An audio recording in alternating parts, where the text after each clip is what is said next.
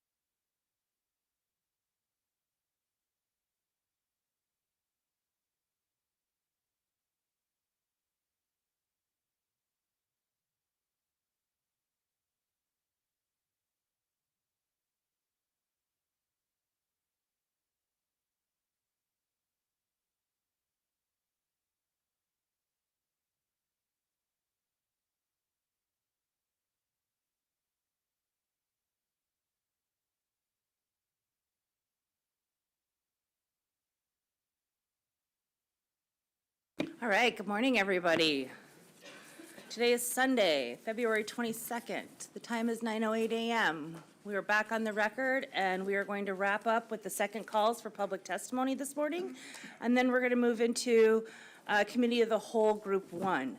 So, second calls from yesterday are, I'll just read them all out, and then we'll take them in that order. Jimmy Kupchayak, Bruce Hendrickson, Janet Woods, Christian Porter, Shai Vent, Kimberly Nichols, Delula Erickson, Eva Burke, Carl Frank and Eva Burke, Charles Wright Sr., Tom Hoblet, Jared Davidson, Edward Krause, Libby Mussolino, and Tom Hosseth. Is Mr. Kupchayak with us this morning? Second call? Okay. Bruce Hendrickson? No Bruce this morning? How about Janet Woods? Okay. Christian Porter? Second call for Christian Porter.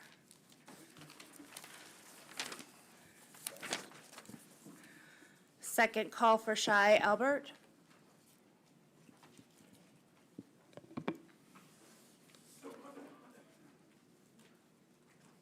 Is that you?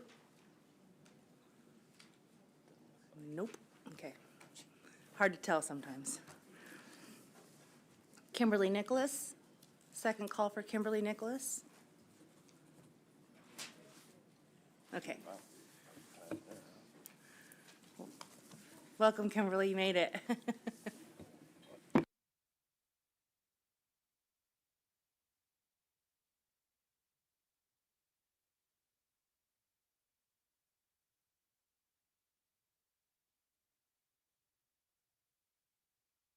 Whenever you're ready, you can put yourself on the record and begin. Good morning. Good morning, Madam Chair and board members. My name is Kimberly Nicholas. My Danaka name is Me'en Nazun. It means I look on the bright side, or I'm optimistic. And I am from Caltech. It's on the Yukon River. It's the Naka name is Gash Da, and then Gash is our word for king salmon, and Da is the place of. So we're very lucky at that spot with our fishing, or we used to be. So I grew up out there on the river. Our fish camp was 8 miles below Caltech, and our fall cabin we have in Caillou Slough. But growing up out there, fishing was a huge part of my life. It was our whole life. And I wasn't sure what to say that you guys already haven't heard. You heard all the science. You heard about our lifestyle. And I called my mom last night. She's an elder, and my aunt. And I was like, I don't know what to say to these people anymore. But just my perspective on the river. I have 3 children. We have not been able to fish since 2019. My son was 6 at the time. And I have pictures at that time. He was already throwing out the lead line for the seining net with his dad at 6 years old. And I just want to, it's just a part of our whole lifestyle. We live our life by the seasons, and our mental health by the seasons. And fishing during the summer is our best season. And it was something for us to look forward to.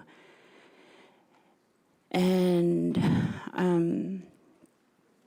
you know, my kids still go home every summer, even though they know they can't fish, with my mom, and they just spend time with her, and they go to the smokehouse, you know, and they make lunch out there. But it's just, I just would like at least some hope, you know, give us something to look forward to. think that's the direction I would like to see this go.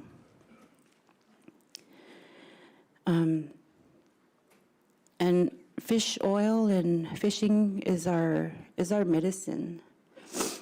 Like, there's the flu going around and stuff like that, and we used to take it for granted, but we used to just have fish oil to soothe our throats and stuff like that and line our gut.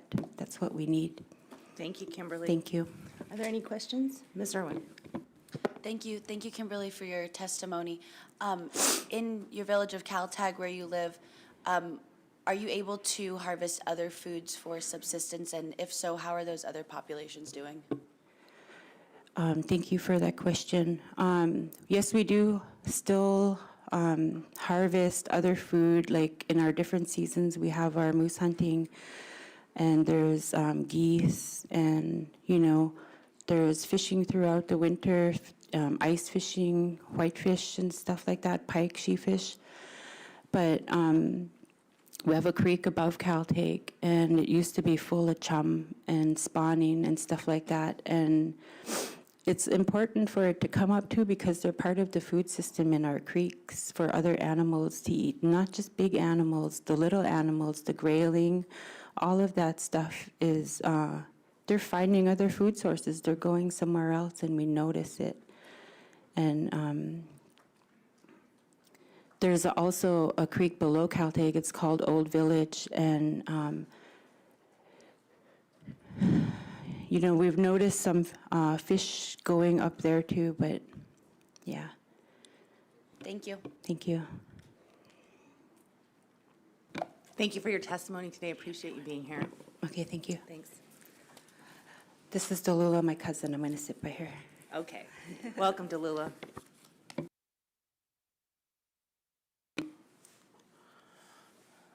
Duchmandana Huzun, Delula Ansauza, Galto, Hutsun, Sedanslet, Fairbanks, Lesto.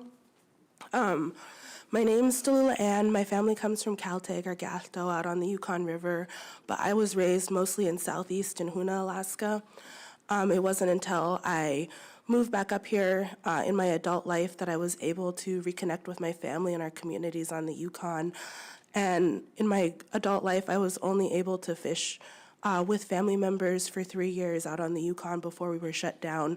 And I was only able to do one of those years in Caltag with my family. And so the only way that I know how to be a good relative for our salmon is to come here and to fight for their right to survive and to get to our rivers.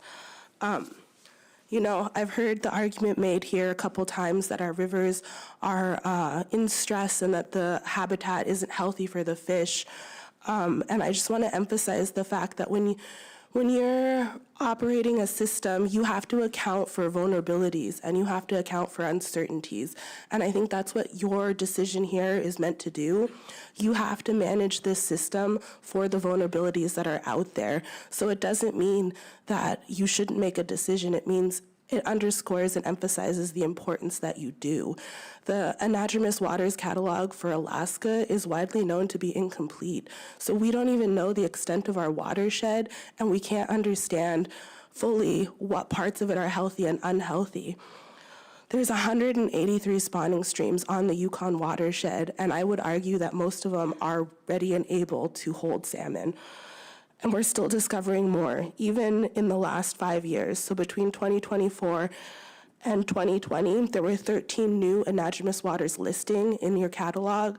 There were 8 new species and life phases identified, and there were 33 new miles of river mapped. And so I think that just underscores and emphasizes the fact that we don't fully understand the watershed, and you can't use that as an excuse to not make a decision here. When you have a vulnerability in your system, you have to account for that with greater protections. And the best way to do that is to make sure that when you have a fishery that's taking fish that are passing through their area, not meant for their natal streams, that you let them through. And so I just want to state that I support Proposal 136, but I understand that that feels like an unreasonable ask to others, so I also support 131. Thank you. Thank you, Delula. Any questions? Thank you for being here this morning. Appreciate your perspective. Up next is Eva Burke.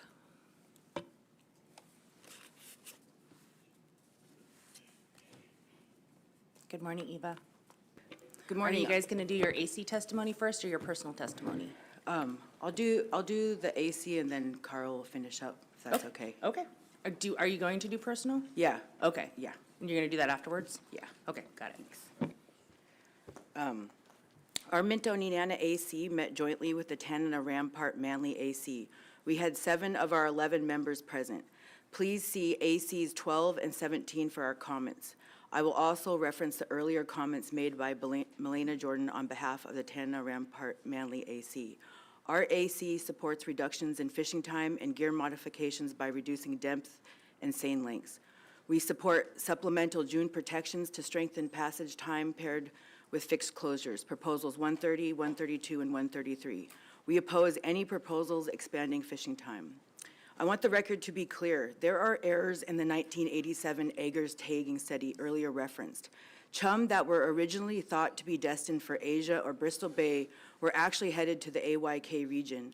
Additionally, the same blame on in-river issues and that the chum are of Asian origin were also used to deny action other than caps and years leading up to the first record low run seen on the Yukon and in the Bristol Bay AYK region in 2000. Please see RC 130. Additionally, the chum that are traveling to AYK largely bypass Bristol Bay. They're not going to add extra miles to their journey in a short migration period time home. They are traveling with the Alaska Coastal Current, Alaska Stream, going down and around the Fox and Andreanof Islands and back up towards the Pribs, where traditional knowledge and pollock fishery data show presence of Yukon fall chum and most likely Yukon seawack chum known as summer chum. The Yukon Chinook and summer chum run together, and the summer chum and fall chum run together. Chinook tricklers are already present in river in May under the ice. The salmon lead each other in the ocean, following the sea ice melting and eventually freshwater influx in spring, and are influenced by currents and winds. They are also teaching the younger fish, a lot of age 3, where to swim, what to feed on, and when, and what is needed for each stage of life and for the massive migration home. They love age 0 pollock, which is hatching in Shelikof Strait and on the Bering Sea shelf edge near the Pribilofs each spring. The herring are also spawning each spring, signaling life and feeding many other species. They are important to protect in a changing climate. Everything is important to protect in a changing climate. We are far behind the ecosystem-based management, climate-resilient fisheries, or gravel-to-gravel stewardship that is desperately needed to recover the last wild salmon runs of the world. Our waters were never meant to feed the world. Everything has a limit. The Yukon River abundance largely drives the Western Alaska Chum Salmon Index, as I testified to earlier with RC 33. There is a huge uncertainty in whose seawack chum are being taken and which major river streams are being impacted in an area half the size of Alaska, which is lumped into one genetic group under seawack. The department only has 6 years of genetic data for the Area M commercial fishery, which has been in existence since the late 1800s. Although on average nearly 60% of chum were seawack in 2007 to 2009, there were still several weeks in June that consistently had about 80% seawack chum. There's no real knowledge of the interannual proportion of seawack chum in the Area M fishery. This is throwing the public, and most problematically, the genetics have been collected during periods of less than average and extremely low whack chum abundance. This is throwing the public perception that seawack has been or is a small portion of the chum caught in Area M. Even in low abundance, seawack chum consistently make up about 24% of the Area M chum take and roughly 20% of the Bering Sea pollock take. The pollock industry has the tools to keep their overall take less than 200,000 and their whack take less than 45,000. This fishery is not even close to that, and it will take millions of dollars and years to get there. Our salmon need meaningful action now. These numbers might seem insignificant when you're taking millions of fish, but remember, the Yukon drives the whack chum index. You need to make the safest decision for the system most at risk. Estimating half the seawack to be Yukon would be conservative. The Area M fishery has been averaging close to 100,000 seawack chum from 2022 to 2024, and 50,000 could potentially be Yukon. If we're having chum runs of 500,000, Area M would be allocated a 10% exploitation rate, while in-river subsistence users are managed to 0%. There are natural cycles of salmon, as I spoke about earlier, with lows every 20 years instead of roughly every 30 years. Everyone has historically done their part in times of extreme low abundance, and the fishery managers put in restrictive measures that were warranted and effective. Engineers designed for 50 and 100-year cycles. There were salmon crashes in 1919 and heat waves during 1925. We're in the 100-year cycle and hoping to see recovery. For the past 2 years, the Bering Sea has been in a transitional state from warm and hopefully trends towards cooling, which I think we are seeing now. Back home, we had several long deep freezes this winter, and they're not predicted to end quite yet. This is normal for us, and that's why we need our own salmon. It has the oils we need for our dark, cold winters to keep us well. Imported sockeye doesn't quite do the trick, but I appreciate it, and I'm grateful. In '94, the North Pacific implemented the Chum Salmon Savings Area, which was closed to all trawling during August, the entire month, and had a cap of 42,000 chum in effect through October 14th. The Board of Fish reluctantly eventually implemented the 2001 to 2003 Area M June Management Plan when chum runs on the Yukon hit the first record low. Fishing time was effectively reduced to 144 hours. Interesting enough, the Yukon saw record recruits per spawner during the Area M strike in 2001. Please see slides 2 and 3 on my RC 129. Here we are in a much more serious predicament.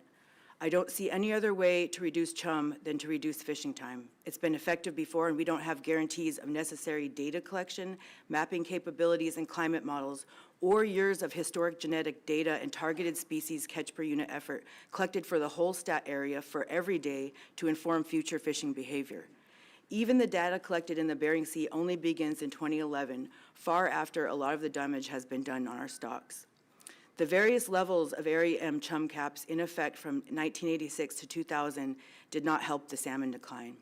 The commercial fishery that existed on the Yukon also did not help the decline. But those decisions to allow commercial openers on the Yukon when subsistence needs were not being met were made right here at this table by this body, CRC 135.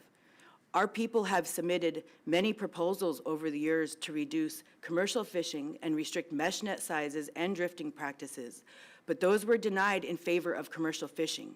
We need to follow the sustainable salmon and mixed stock fishery policies mentioned before me and prioritize subsistence. Logically, if subsistence wins, everyone wins. There's more salmon for future generations. There's more seafood for future generations. Setting escapements for Yukon was not based on indigenous knowledge. The escapements set have been used to manage us into extinction. There are so many species of plants, trees, animals, birds, and bugs that rely on salmon other than humans. There is no such thing as over-escapement. There is no need to prosecute a fishery the minute something jumps above an arbitrary line, the lower end of the escapement goal. A 1920 Federal Bureau of Fisheries report said, "Don't fish commercially on the Yukon." Yet after statehood, we see huge increases in commercial takes of all species in all waters, targeting our large, iconic king salmon, king crab, and halibut. And by the 1980s, everything was showing signs of decline. Yet 50 years later, we're somehow just now figuring out abundance-based management. Fisheries historically collapse before science ever catches up. So reliance on science alone, which, believe me, has many great values, but also shortcomings, especially in its ability to cross disciplines and knowledge systems. There are multiple studies being done. One was submitted as an RC by Megan Krupa at Board of Fish in 2023 that showed how local proposals are often denied in favor of department or commercial interest proposals. Additionally, a recent National Science Foundation study showed how local and advisory committee proposals had a positive impact on terminal fisheries in the Area M Northern District versus the negative impact of nearly every proposal submitted by concerned Area M, which have a 45% success rate versus the 4% of the local ACs and the 10% of locals. Non-local and department proposals have success rates of 13% and 100% respectively, but have negative impacts on terminal fisheries half of the time. The study also calls out overcapitalization and increased horsepowers as contributing factors over the years. In closing, when we protect chum, we protect Chinook, and when we protect communities that have had an unbroken intergenerational bond with salmon until just recently. Our people are not transient seasonal workers that manage 2 homes or have access to other subsistence resources or commercial fisheries to prosecute. Our whole ecosystem is in collapse with huge population declines of caribou and moose. It's partially climate and it's partially management that isn't with tribes, doesn't incorporate traditional knowledge, or plan for precautionary management in a changing time. I hope this changes. Where tribes lead, salmon are returning. Look at the Cusco, the only place meeting king escapement goals. The cooperation from tribes, their management foregoing subsistence. Thank you. Sorry about that. Thank you, Eva. Questions? Mr. Chamberlain. Thank you, Madam Chair. And thank you for that wonderful testimony, Ms. Burke. You do a lot of work with the North Pacific Fisheries Management Council and specifically in the pollock fisheries and work in the, and can you discuss a little bit about the ecosystem-based management and climate resilience practices in that aspect of your work? Yes, the North Pacific Fishery Management Council actually put a lot of money toward a climate resilient fishery program, and they did some climate scenario workshops in various coastal communities. And they also do an ecosystem status report yearly, and that's reported to the council. But unfortunately, in the environmental impact statements that are presented on each action, a lot of that is hidden in other meetings and other documents, and so it's not super forthcoming in the action that you might have in front of you. And so, for example, the scientists, the Science and Statistical Committee expressed concerns about snow crab in a changing climate. And the management action decided to increase the TAC on snow crab, and then there was a huge population decline after that, and it was all blamed on climate.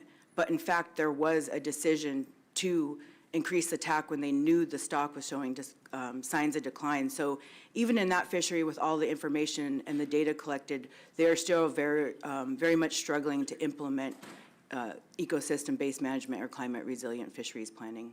Thanks for the question. Thank you. Ms. Irwin? Yeah, thank you. Thank you, Eva, for your testimony. My question is on page 7 and 8 of your RC 129, and I'm looking at these different stratas that say CWAC highest. I'm wondering if there's any patterns that you're seeing, or there's anything you can tell me about the timing of when the highest take of CWAC is being harvested in these different fisheries. Yes, thank you, through the chair. Thank you for the question. Libby from Tanana Chiefs Conference is also going to present. I just included 2024. We were in a rush to get this in, so she will also have 2022, 2023, and 2024 available in the same format. In 2024, we saw that CWAC was the highest proportion of chum in the June 15th through 18th seine fishery in both the Southeast, South Central, and Unimak Southwestern districts, and had takes of 10,000 CWAC for 3 of the openers. CWAC was by far the highest proportion in the June 6th through 28th gillnet fishery in the Southeast, South Central district, even though overall harvest was low. Additionally, CWAC was also by far the highest proportion in the June 11th through 13th and June 15th through 18th gillnet openers in the Unimak Southwest district, with takes closer to 15,000 CWAC chum each opener. So that adds up, to 100,000 CWAC in these areas. And like I said, there's a lot of uncertainty around what's going to the Yukon, and it might seem small, but in the North Pacific, they put a cap basically in the area where they're catching the most coastal Western Alaska fish. They put a cap in that area of 225,000, but they can't effectively manage to that. You have to assume that your chum are 20% CWAC. You don't get the genetics in time even in that fishery. So you have to make the decision to stay off the areas where CWAC is in the highest proportion and at what time of year. And so that does mean standing down in the pollock fishery and they put a cap of 45,000 Western Alaska chum. And so if we are thinking about caps and numbers, I would be looking for a number like that. We can't be moving fish, not getting fish through the southern part of the Aleutians. We need to be moving them through the entire passageway, which was in effect in 2001 to 2003, and we saw a lot of returns with some favorable environmental conditions. Thank you. Mr. Carpenter. Yeah, thank you. Thanks for being here today. I just have a couple questions on your RCs. So RC 130 has three, I assume they're newspaper clips. And I'm curious about the one in the middle where it says fewer of the chums caught in Falls Pass are now believed to be of Bristol Bay or Asian origin and instead are thought to be headed for UK. What is the context of this article, and who wrote it? Was it an op-ed? Do you have any idea about that? Yeah, I would invite you to look at the newspaper articles that we put together in our tribal room. And they're not op-eds, they're by journalists, and they're documenting that the Board of Fish made an error or didn't have the right information when they made a decision to put caps and not restrictive fishing measures. And so there was pressure to hold additional Board of Fish meetings to present that new information. And they were off by like a magnitude of order 30,000 to 50,000. And so there was additional Board of Fish meetings after that. And it took several cycles, but eventually time was limited. And that study was found to have a lot of errors. So it's real problematic to continue to reference, and we should really be collaborating on future tagging studies through tribal co-management research projects. Okay, I'm just trying to get some context there because, you know, a journalist writing something that hasn't been reviewed scientifically is a little bit different to me than something that has. And then to your other RC where it shows it's kind of the flow of migration,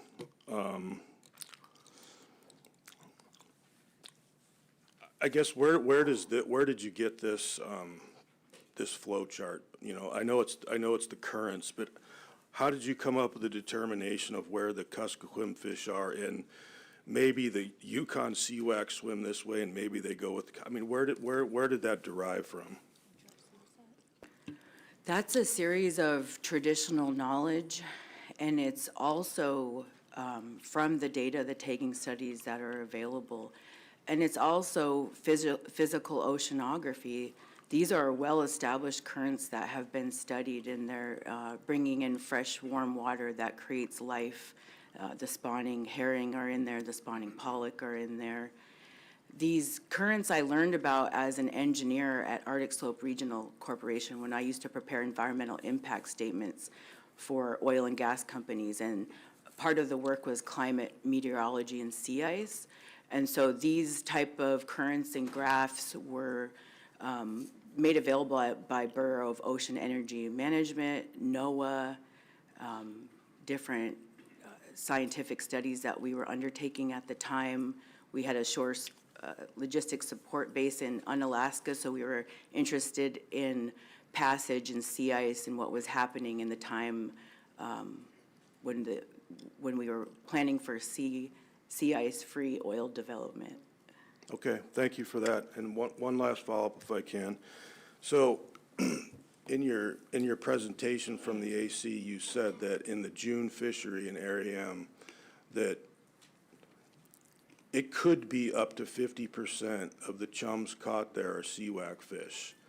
And I guess my question to you is, I'm not sure where you got that information, but the WASP study, the 1987 study, and also some of the genetic work that's been done lately have a very different number than that. So if you could maybe elaborate on how you came to that percentage.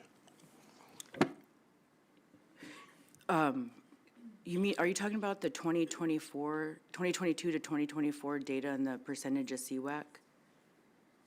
I'm not exactly sure what you were talking about, but you made a statement in your AC testimony that the June fishery, that it could be up to 50% of the fish caught in the June fishery were seawax fish, and I'm trying to understand where that percentage comes from, Because all the studies and reports don't have a number even close to that. And so I'm interested in where you got that and how you derived.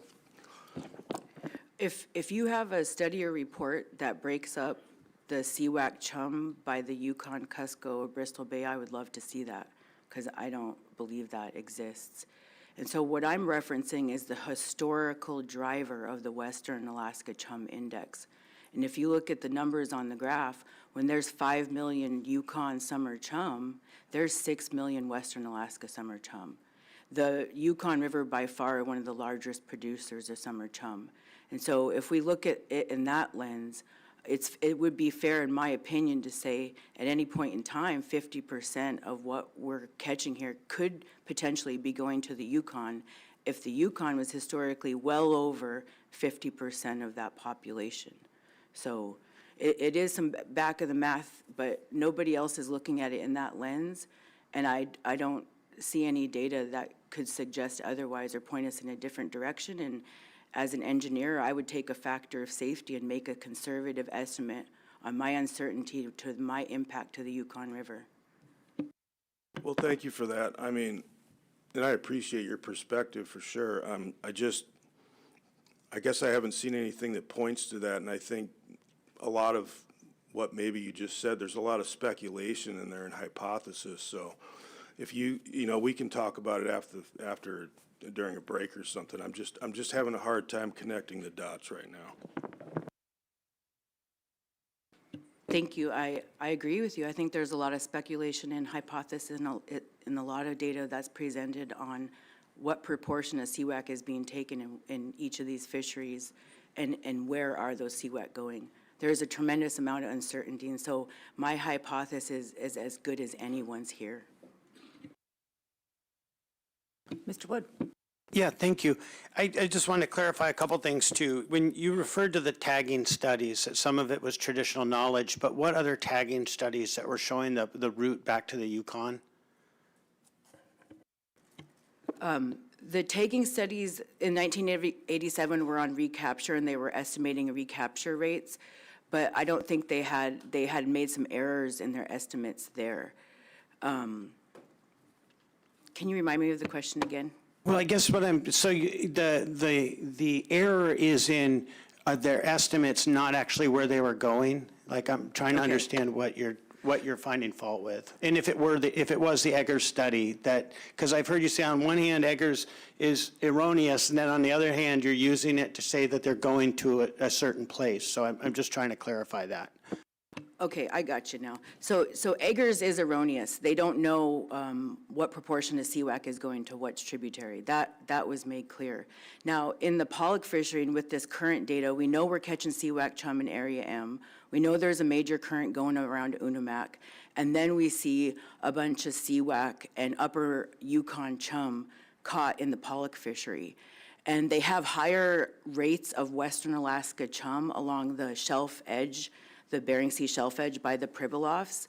And, traditional knowledge is really special. And before colonization and all of these impacts to the way we used to gather as Native people and share information, our people on the lower Yukon had met and talked to people from St. George and the Pribilofs.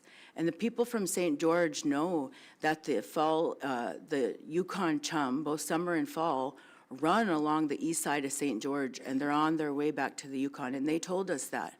They said, don't touch those fish. The water turns big and black with the Yukon chum, and they're heading home. And that also kind of describes relatively the abundance that must have been seen during the time that traditional knowledge was shared. And that abundance is largely missing from any data set that has ever been collected.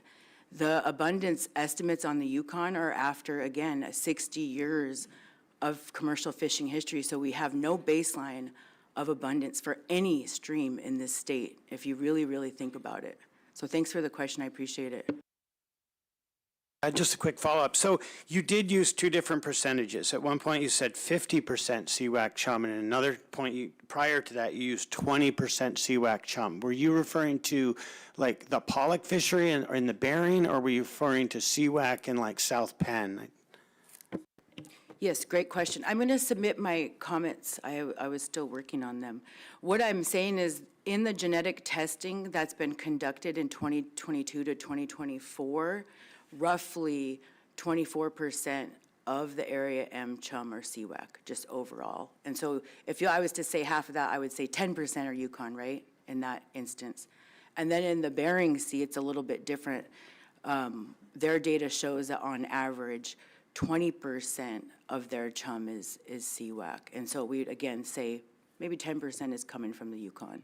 So that's how that math would break down to, for me. Thank you. Mr. Carpenter. Thank you. Just one follow-up to that. I believe, and correct me if I'm wrong, because I don't pay attention to the council probably as much as you do, but I believe that the genetic information that was presented at the council meeting specific to the middle to lower, or upper Yukon, shows that it's about 5%. And I'm just curious, you know, once again, I'm trying to figure out where you're getting 10% or 20%, because there's a lot of information out there that these percentages are very different. So if you can explain that to me, I'm listening, so. Yes, in the pollock fishery, the genetics range each year. So some years, when they're taking an incredible amount of chum, they might have 8.9%. But if you start to break down that catch by time and area, you will see consistently in July and August, there is a presence of CWAC chum in certain statistical areas. And so on average, in those statistical areas, yes, they're catching 20% Western Alaska chum, but overall, that number is masked when you're catching hundreds of thousands of chum.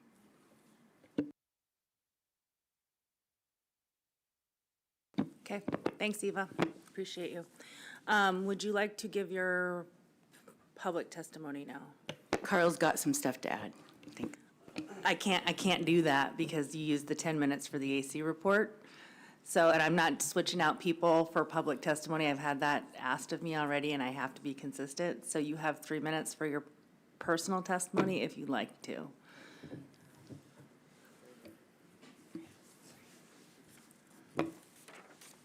Apologies, we were trying to time it, but it was really hard to get all of that stuff into a report. You really should be letting me give a report.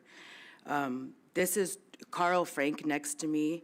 He's from Minto, part of the Tuhu clan, Painted Face, one of 4 clans that make up the community of Minto. His dad is Lloyd Charlie, a good friend of my own father's. His mother is Joyce Frank. He tries to follow his father's footsteps and has an impressive resume in Alaska: trapper, fisher, hunter, dog musher, Vietnam veteran, and is widely known throughout Alaska for his hardworking subsistence lifestyle. My father is the grandson of his father is the grandson of Chief Charlie of Tolovana, one of the original Tanana chiefs that assembled to fight for Alaska Native rights.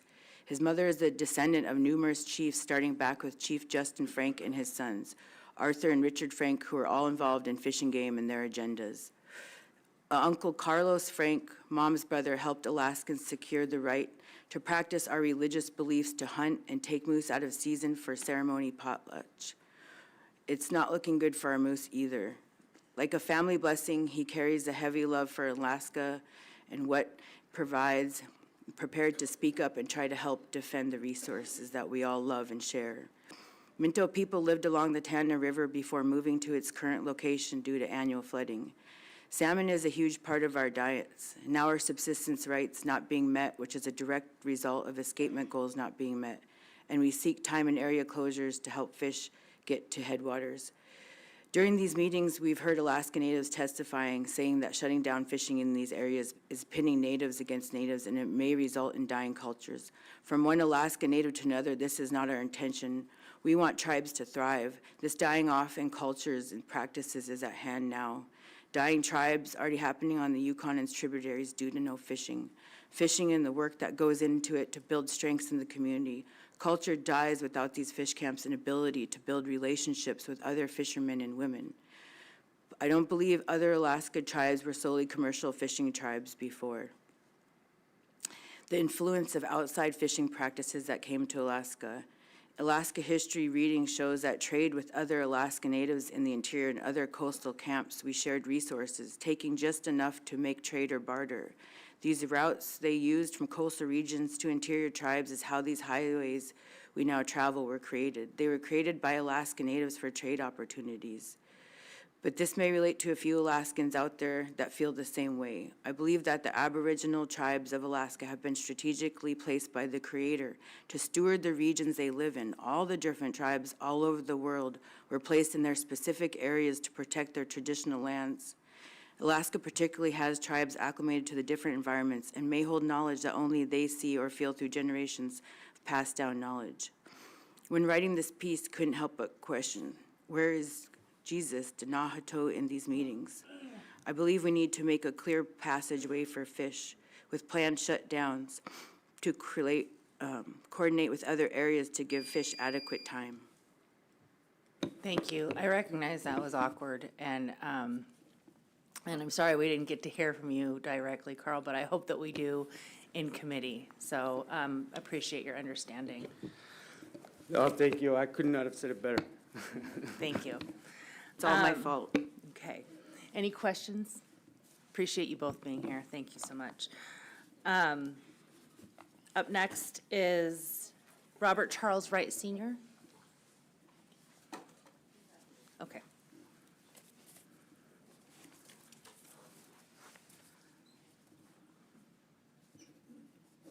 Tom Hoblet?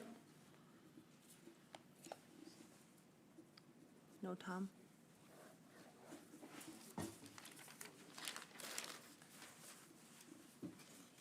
Jared Danielson? Is Jared with us this morning?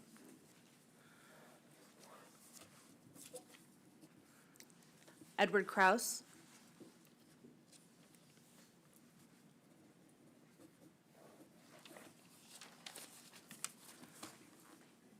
Libby Mussolino?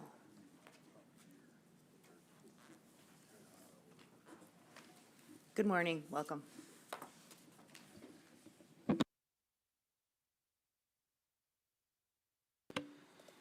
Thank you, Madam Chair and the board, for the opportunity to testify today. My name is Libby Mussolino, and I'm going to highlight some key data on CWAC chum harvest numbers in the South Alaska Peninsula. I want to take a moment to build off the data Eva Burke mentioned in her testimony. In June 2022, 23, and 24, CWAC catch rates in seine and gillnet fisheries remained high throughout June. In this time frame, CWAC continued to follow known migration patterns around the South Alaska Peninsula. I will be referencing graphs that are in RC 136, which you do not have right now, but you will after the testimony. Apologies for that. They're similar to the graphs that are shown in RC 129 on pages 7 and 8, depicting reporting groups and median harvest estimates for each strata in June. In the June 2022 seine fishery, CWAC numbers peak in the June 2 and 3 stratas in Unimak and Southwest, and peak CWAC harvest is just over doubled in Unimak and Southwest compared to CWAC in Southeast and South Central. In June 2022, gillnet fisheries, CWAC is significantly higher than almost all other harvest types in each strata for Unimak and Southwest, and these numbers in Unimak and Southwest are also double and triple the amounts we see in Southeast and South Central for CWAC. In the 23 seine fishery for June, CWAC is the highest again in the June 1 strata in Southeast and South Central, and the highest in almost all strata in Unimak and Southwest. Again, these Unimak Southwest numbers are double and triple the amounts we see in Southeast and South Central. In the June 23 gillnet fishery, CWAC harvest surpasses all other groups in all but the first strata, and they again double and triple numbers in Unimak and Southwest compared to Southeast and South Central. This analysis shows that there are consistently high CWAC counts in the second and third stratas in June, especially in the Unimak and Southwest districts, and double to triple the amounts of CWAC are caught in Unimak and Southwest districts compared to Southeast and South Central. In 2024, the South Alaska Peninsula commercial salmon ex-vessel value for chum salmon for all gear types was around $1 million. For the same area and year, the chum harvest numbers were 575.5 thousand. It can be estimated that approximately 27% of these chum harvest numbers were CWAC chum. one could conclude that Area M per seining and gill netting made $271.5 thousand on CWAC chum commercially, while subsistence fishers on the terminal spawning grounds of these fish were either fully or severely restricted from subsistence access. Looking at the 2024 year-end permit holdings, 43% in this area, 43% were local, 25% non-local, and 31% non-resident. The majority of these permits, 56%, were held by non-local individuals. Expanding on this, the 10-year average of annual gross earnings from seine permits in Area M yields a 16% difference between non-resident and residential earnings, favoring non-residents. The same average annual gross, I'm almost done. Is it okay if I offer? Finish your sentence, please. Yeah. Okay, thank you. These same average annual gross earnings for drift permits yields a 19% difference, also in favor of non-residents. Am I able to offer a concluding sentence? I think we'll probably call it right there, but I Okay. would ask you to RC Yes. your testimony so that we have a chance to reference it directly. I will. Thank Any you, Chair. questions? Ms. Irwin? Yeah, thank you, Libby. So you mentioned a value attached to the potential CWAC take, and you said you got that number from taking the value of the fishery and then breaking that down into the proportion of CWAC chum that was taken, and that's how you got that number. Is that right? Yes, through the chair, Ms. Irwin, that is correct. Thanks, Libby. Yeah. Thank you for your testimony today. Oh, do you have a question, Mr. Yeah, Carpenter? thank you, Madam Chair. When you broke that down, what percentage did you use to calculate that? Through the chair, Mr. Carpenter. I'm sorry, I do not have all the data on hand right now, but I'm happy to break it down. It was from this is my first meeting, so I'm keeping track of all the reports, but I'm happy to come with you afterwards with numbers for where I Yeah. got those percentages. Yeah, sure, that'd be great. Thank you. Thank you. Did I hear you in your testimony use the 25% or 20%? I used 27%, can be assumed to be CWAC chum. Thank you. That's what I knew it was in that ballpark. Okay. Thank you. Thank you for your testimony. Appreciate you Thank being you. here today. And the last person for second calls on my list is Tom Hosseth. Is he here today? Tom? All right, that concludes public testimony. Well done, everybody. What I'd like to do is take a little bit of a break, probably about a 15, 20-minute break, and we'll get set up for Committee of the Whole. And then we'll begin with Committee of the Whole Group 1 in about 20 minutes. Thanks.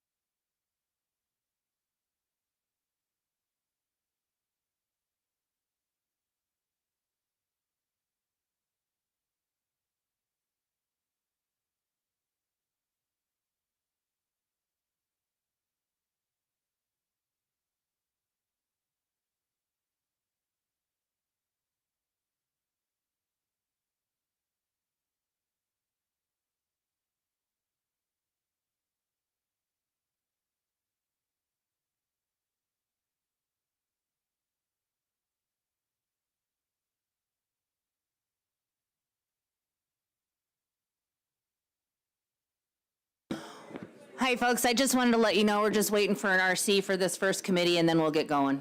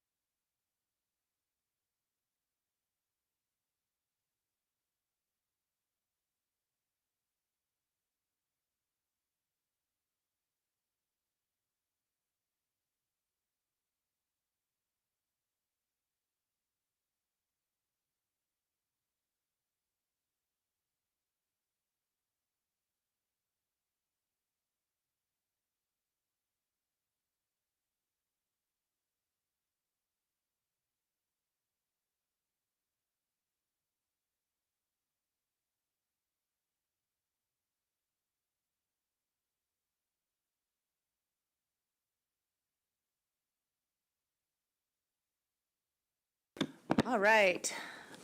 Welcome back. Thanks for the patience. The time is 10:41. We're going to go ahead and get into Committee of the Whole work at this time. Let's talk a little bit about the committee process, just to remind folks. So for our Committee of the Whole work, we use parliamentary procedures of the New England town meeting style. Committee meetings are intended to provide opportunities for additional information gathering and at times for dispute resolution, hopefully, ideally. Committees are not a forum for debate, nor are they a platform for repeating information that has already been received through public testimony, and public testimony includes written public testimony as well, although you can highlight a couple of things here and there if you think you need to draw the board's attention to them. During board committee meetings, advisory committee representatives may express both the official positions of their committee as well as their personal views. They must, however, identify which of those two positions they're stating. So we recognize that those AC representatives are knowledgeable fisheries leaders and that they need to be able to function freely during the committee meetings. People wear a lot of hats. Just make sure you're identifying clearly which hat you're wearing. During the committee meeting, the public will come forward and use the microphone near the front of the table. It's over here. If you intend to speak, please move towards the front of the room. You can form a line behind the speaker at the podium in order to minimize the waiting time between comments. So again, if you'd like to speak, please move yourself forward so that we don't have to wait for you to do the bridal walk up the aisle and all the things. When you speak, please start by stating your name for the record, even if you've already done so earlier. So every time you come to the microphone, please state your name. Please don't refer to anyone by name or in a derogatory manner. We're looking for new information only. Please don't repeat what you've already said in public testimony. If people start repeating the same points, the committee chair will move on to the next proposal. And if substitute language is being developed, or if you feel it should be developed, please speak to what you think the substitute language says or what you think it should say. Okay, with that, I will go ahead and hand the gavel over to Member Irwin to run Committee of the Whole Group 1, which is Chignik area salmon. There are 5 proposals in this group. Ms. Irwin. Thank you, Madam Chair. Thank you for setting the stage. I'm not going to repeat anything. Just ask folks that you pay attention to the time. There's no timer specifically to this committee process, but if you see my mic turn red, that means that I'm going to ask you to start wrapping it up. Please be aware that there's lots of people who want to speak and get through this.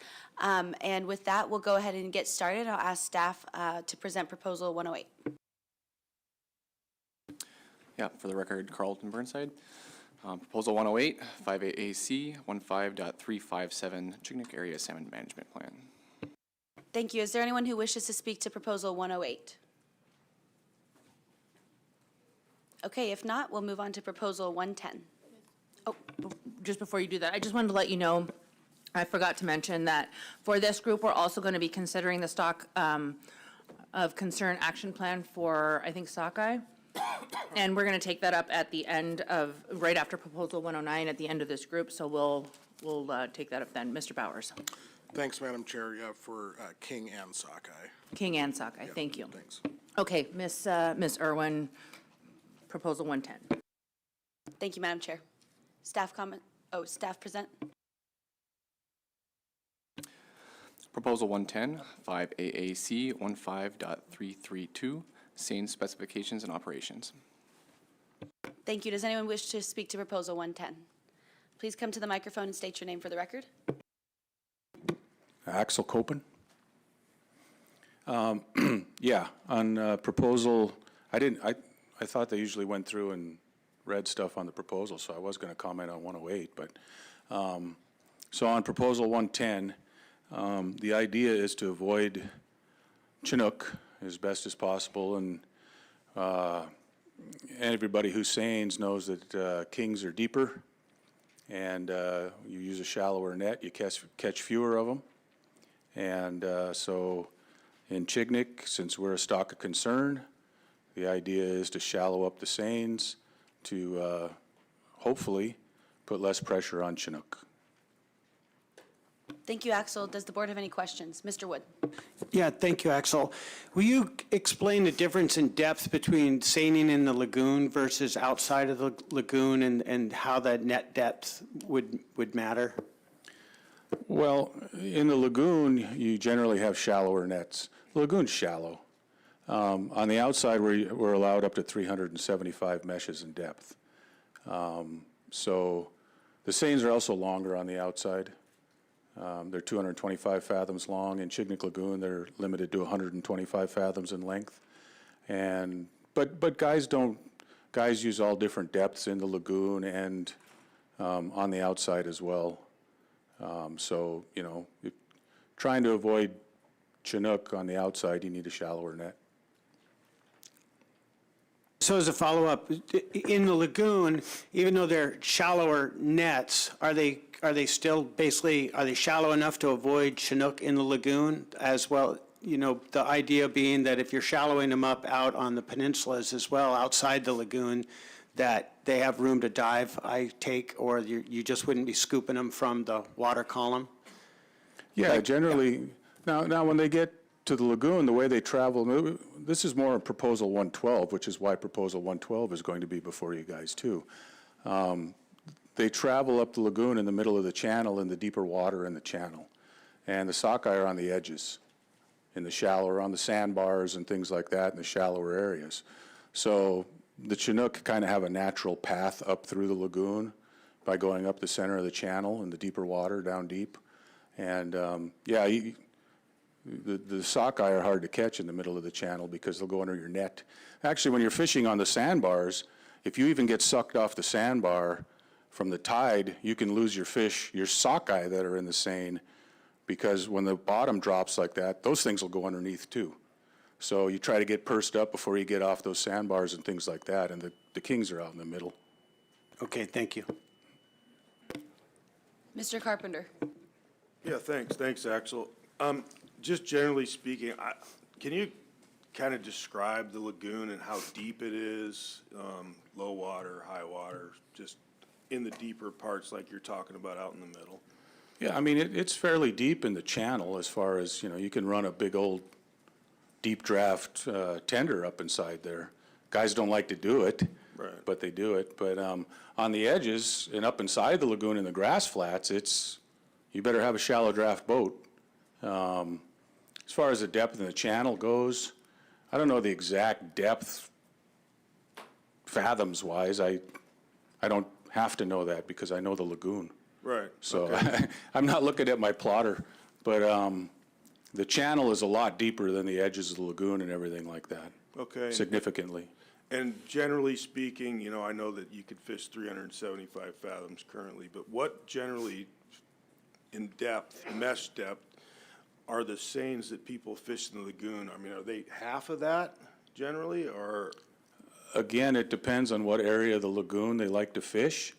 You're talking 250. Okay. Some guys have shallower than that. The guys that fish up inside the lagoon have very shallow seines. Some guys don't even use lead lines.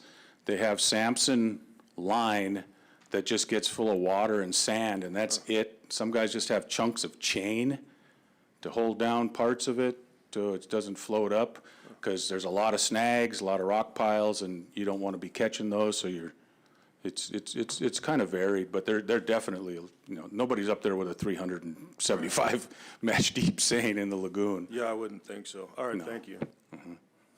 Any other questions for Mr. Copen? Thank you, Axel. Does anybody else wish to speak to Proposal 110? Okay, Proposal 111, please.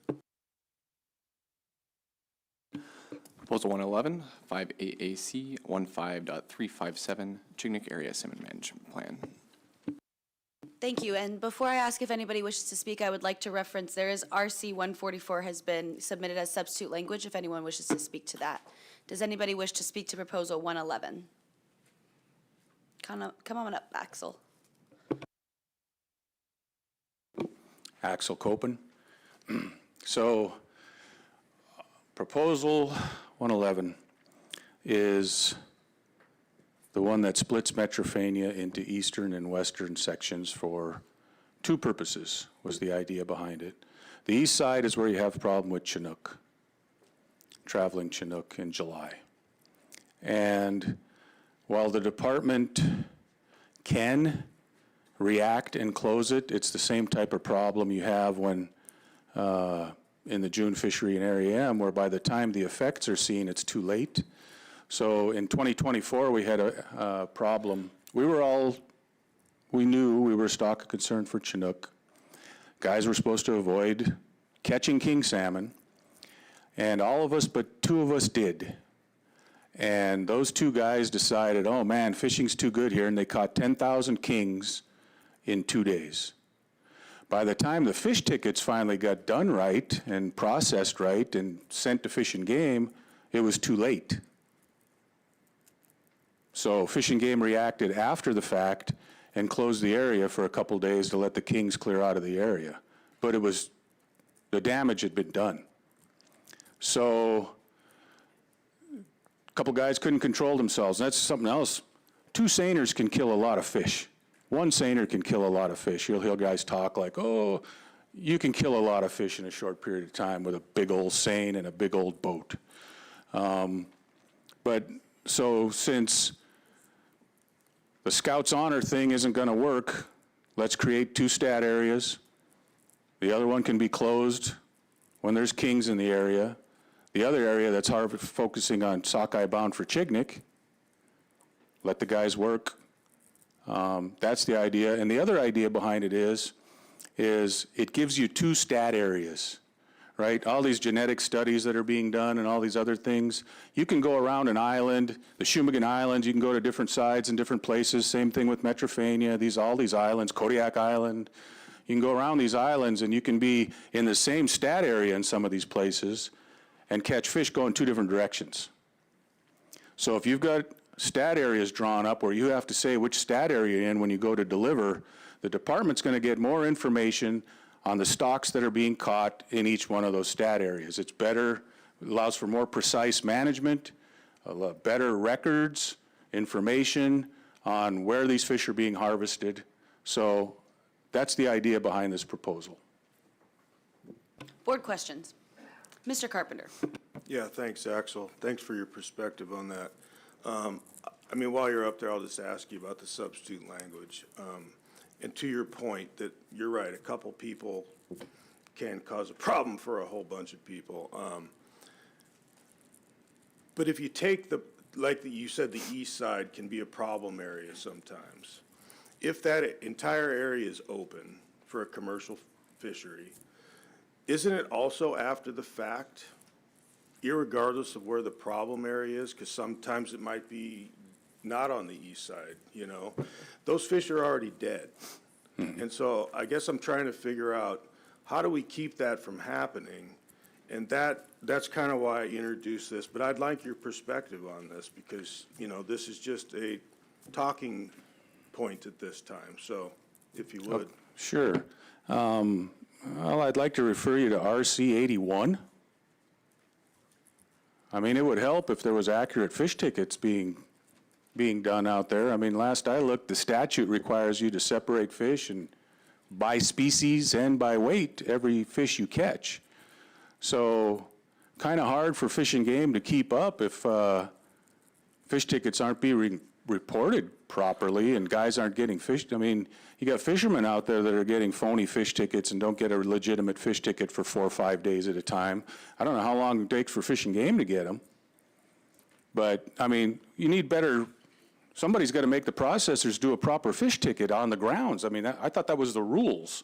So, I mean, fishermen can do what they can do, but, I mean, somebody else got to step up and enforce these rules too, you know? And if there is 2 stat areas, the department can be proactive. And again, Proposal 112 limits the Metrophania area to 48 hours, followed by 72-hour closures to naturally reduce those times in July anyway to kind of preclude that problem happening. And the department can be proactive when they've got this area, shut this side down. They have that. But they got to get the information in a timely manner too. It's No, just a quick follow-up. No, I appreciate that. But I'm trying to figure out is, if you catch the fish and then they get the information, isn't that too late? Well, yeah, if they don't get it, I mean, if you get it that day, that night, the next morning, you can shut it down. But again, if you're limiting them to 48 hours, it should help. Less time instead of 7 days a week, maybe you'll miss the times when they're really there. Now, if this board decides that you just want it closed, that's up to the board. I don't think a lot of kings should be getting caught anywhere. I mean, I feel the same way. I don't care where it is. If it's in Chignik, Metrophania Island's a problem, close it down. You don't want to catch kings, close it. But I would expect that same feeling of not wanting Chinook to be harvested to be applied to other areas too, not just Chignik. You know, we're doing what we can to protect our Chinook stocks. You've got a whole suite of proposals here. These are all based on protecting our Chinook stocks. So I'd just like to see that same standard applied to everybody else. No, I think that's a fair statement. I think that, you know, when you look at, you know, stock of concern in Chignik, stock of concern on the Kenai, stock of concern, you know, there's problem areas on the Kodiak Island. And so I'm looking at this in a big picture, and I think that's a lot about what this meeting's about. But specifically to the RC81 that you referenced, it's kind of like basically a text message. Yeah. Where was that conversation? Was that about Chignik or the CMA, or was it some other area in the state? I'm trying to figure that out. It was in Chignik, to the best of my knowledge. Okay. I mean, I know the guys, but you know, the names are blacked out. I mean, they're afraid of retribution from the processors, so. All right, thank you. Yeah. And if I could, just one last thing there with the Chinook. I try to get this across to people I talk to. Sometimes we're going to have to give up fishing time in order to get fishing time, if you know what I mean. We're going to have to make sacrifices now to be able to fish later. If we don't do something about this, it's just going to get worse, right? We keep knocking down these kings, ignoring them. It's going to get worse. It's not going to get better. So take our medicine, do what we can. Hopefully things get better. Thank you. Mr. Wood. Yeah, thank you, Axel. So knowing that there's a stock of concern on kings in Chignik, and the high end is 2,700, in 2005, there was 2,962 harvested, and in 2024, 12,172 harvested. Is that just around that Mitrofina Island, or is that in the whole stat area? Do you know where the majority of these fish are being harvested? Well, the majority used to be in the lagoon. You know, when we had a stronger king run, most years the majority would be the lagoon, but it depends on the year. It depends on the abundance of the local. Those Chinook out at Metrophania Island they're not local. You know, some of them might be. It's a small percentage, just like the Chinook study done down in Area M. You see most of them are going somewhere, well, they're all going somewhere else down there. They don't have a Chinook run. But very few of them are going to Chignik. They're going to, you know, I think the predominant one was outside of Alaska.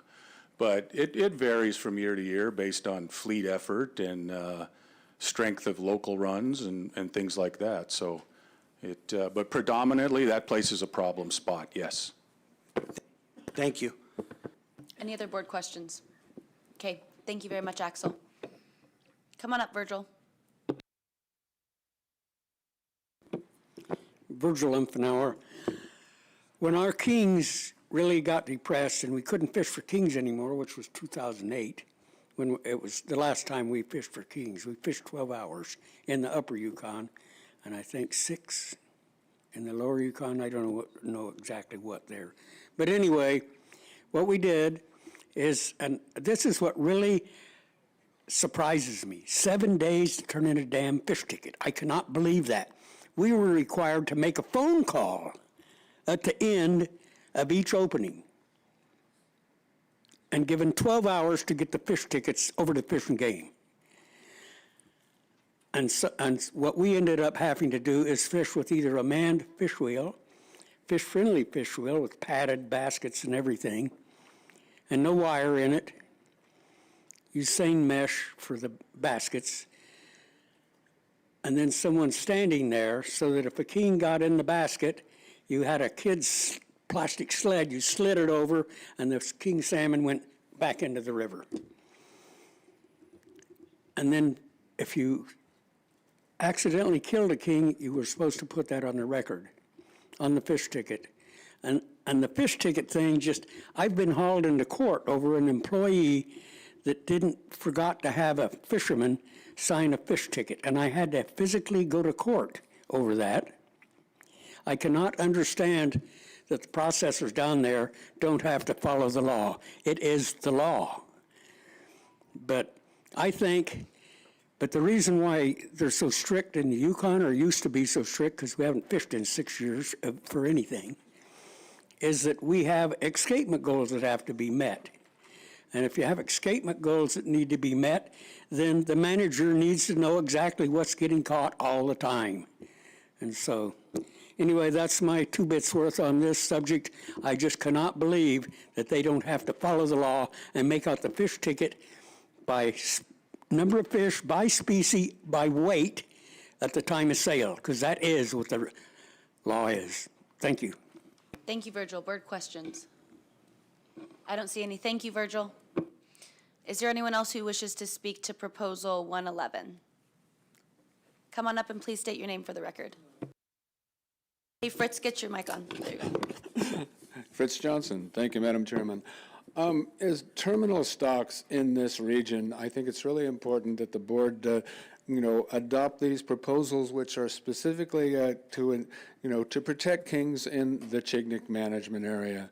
I've already said my words in the past about the benefits of terminal stocks. This is a perfect example. These fish in Chignik are depleted, and I think these proposals 110, 11, and 12 all deserve your support. Thank you. Thank you, Fritz. Any board questions? Thank you very much, sir. All right, last call for Proposal 111. Does anyone wish to speak to Proposal 111? Okay, we'll move on. Proposal 112, please. Proposal 112, 5AAC 15.357, Chignik Area Salmon Management Plan. Come on up, Axel. Axel Copen, Chignik AC. The Chignik AC submitted this proposal. There was a lot of conversation among the fleet, among the lagoon fishermen who have fished there for the majority of their lives. Some of these guys got 50 years up there, 60 years. They got together, decided with their knowledge of where these kings hang out, that what would be the best place to close off to protect those kings when they get into the lagoon. And this all stemmed from 2024 when the commissioner on the eve of our fishery said, okay, only 2 days a week in the lagoon, kind of caught everybody off guard. But it makes sense to put this in regulation. We just think that it's better if it's already there, a mechanism that's there. If your kings are struggling, you have it in regulation to start taking actions. Like I said yesterday in my testimony, this is a true form of adaptive management. It's controlled by the department, but there's adaptive measures in there in real time to try to get more kings up through the fishery, and it leaves flexibility. You need to, we had a excess surplus of sockeye going up through the weir the last 2 years because guys aren't able to fish in the lagoon where most of the reds get caught. And so this idea is to see, it may not work, to see if we can fish these surplus sockeye and still get these kings to get up there. Because we've already proven if we don't fish at all, they still might not make their escapement. 2018, 2020, 2021, and 2021, we didn't make our escapement. We didn't fish in the lagoon or central district. Well, we didn't fish anywhere. So can we adapt the way we manage the lagoon and fish in the lagoon in order to harvest these surplus sockeye and still get our Chinook escapement? And the department will be there to make sure that things are, have a escapement goals for the Kings throughout the, July, and if they're not being met, do what you have to do. Take the next step, take the third step, whatever it is to protect those kings more.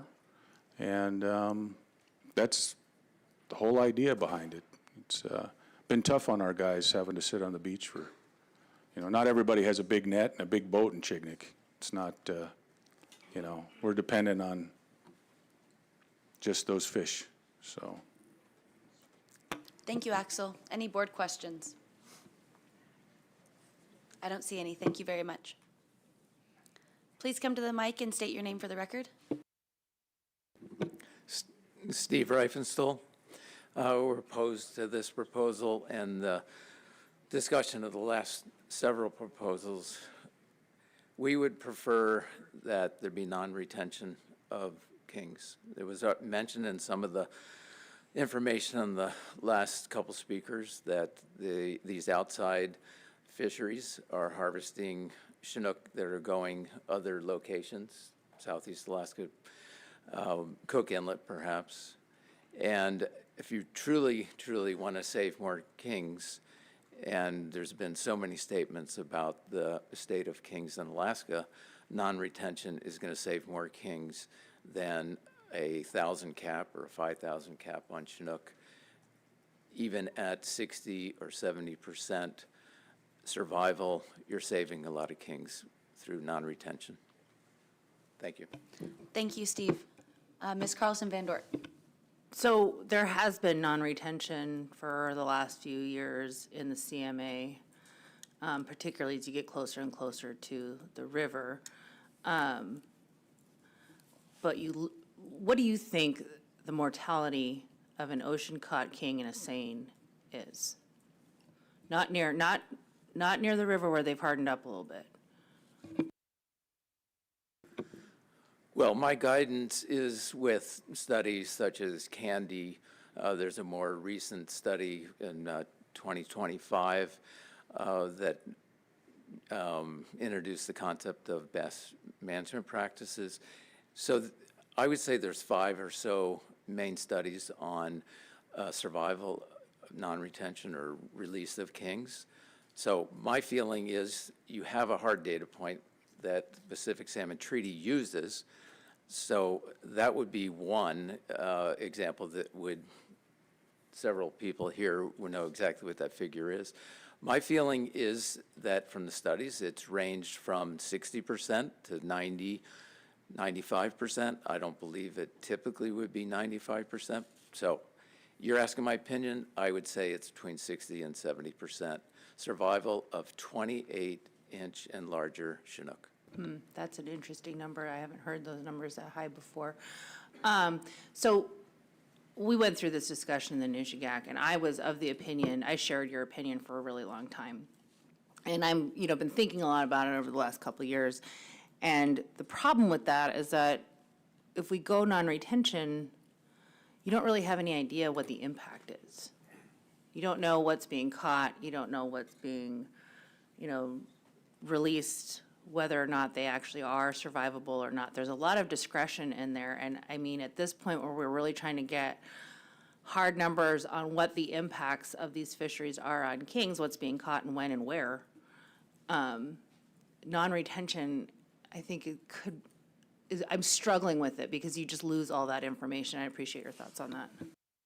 May I respond? Go ahead. Well, first of all, you have 28-inch, less than 28-inch fish that will be retained. So there's not zero information. There's a fair amount of information there. So that would be part of it. I guess the other thing is we are sacrificing Chinook for information. Or we're saying the information is more important than getting more fish back to the terminal area. I think that the most important thing is that we know what numbers of Chinook are getting back to the systems, and we do get information there. So I think that there could be a cause and effect, and whether we could tease that out in the data after you introduce, say, non-retention statewide, I think that would be the hypothesis, and try to test that. Follow-up? Thanks, appreciate it. So, I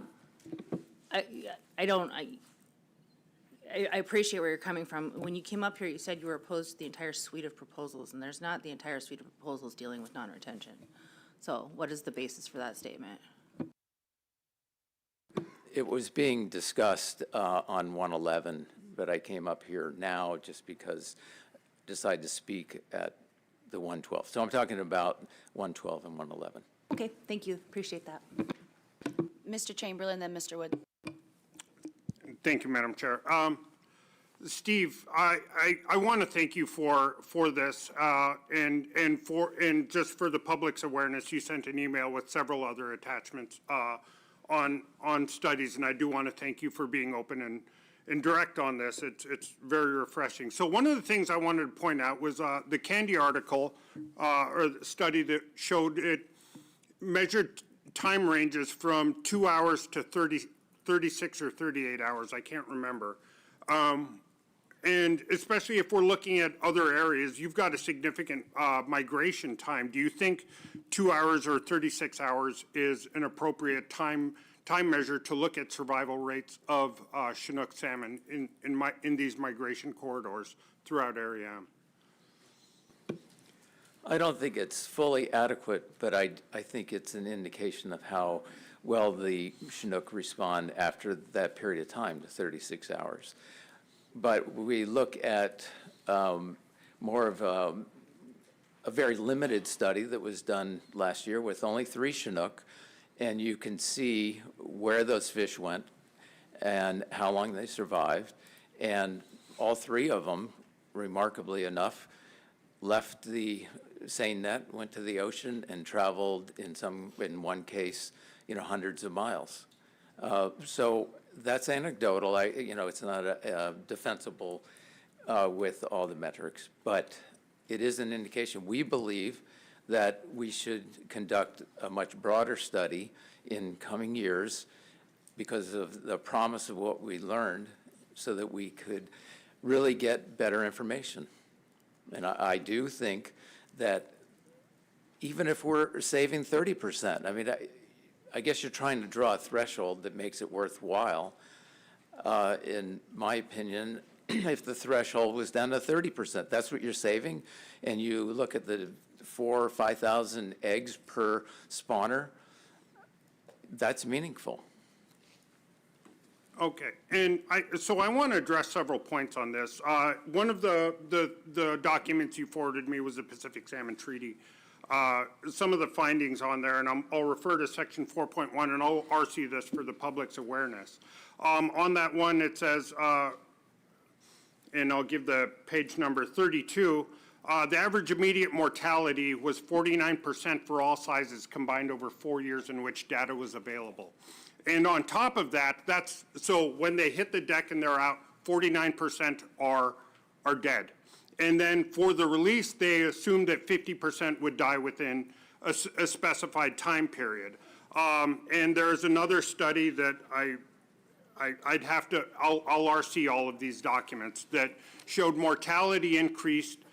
Mortality for Chinook salmon released from purse seines tended to increase on days 3 to 5, which is kind of indicative, and it kind of lends light to what we're seeing in the tagging studies. They tend to get, the ones we've been looking at, or that have been discussed, have been the fish have been getting eaten by salmon sharks, which tends to mean, they're not quite fit to make it to grounds.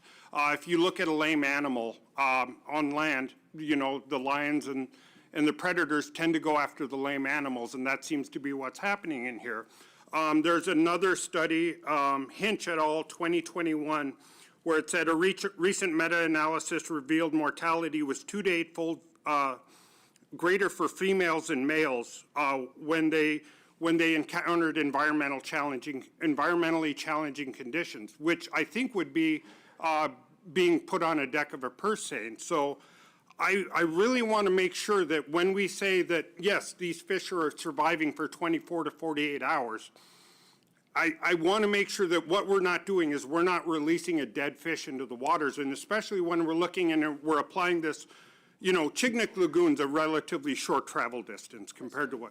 Oh, and so how are we not running the risk that we're releasing fish that are not going to make it to the spawning grounds on this based on the data that's available on this? I want to make sure we're not doing this, and how can we assure, based on Candy, which is over a relatively short amount of time, how are we not just releasing dead fish into the water? I don't believe any of the studies say that it's zero, in other words, or that it's 100% mortality. So I know there's a range, and I addressed that at the beginning. That's why I sent 5 different studies to you. There is a range, but you're still saving, the point is, you're saving 0 if you kill them all. You bring them on the boat, put them in the hold, you're killing all of them. And there is a way to study that further, which I wholeheartedly am supportive of doing this in Area M to find out and develop better. I mentioned the best practices. You're talking about some of the worst case scenarios. We can make a better case, and we can learn from experimentation, and I think there is value in saving as many kings as we possibly can. And right now, use your numbers, and it's 20% or something. But I believe it's better than that, and I believe that we can improve upon that. And I believe it's worth taking that step because it's saving more fish than killing them all. Thank you. Mr. Wood and then Ms. Carlson Van Dort. Yeah, thank you. So I was reading Survival of Spring Chinook salmon captured and released in the selective commercial fisheries using gill nets and tangle nets. It was a 2004 study by Van Hagen, Ashbrook, and Dixon, and it was down in the Columbia River. And they were quoting some pretty good survival rates down there with these netted and released kings. So is there a difference between netting and releasing a king that's hardened up, perhaps going into the river system, or versus out in the ocean as they're traveling through? Sure, the scales are set, and so they are more delicate out on the ocean. Most salmon are. And in the river, they become hardened, and their focus, of course, is spawning. And so you can have a seal bite them, and they'll still struggle on to the spawning grounds. I think that it's hard to compare the tangle nets or gill nets to what happens on the same boat, where they can be scooped off the deck.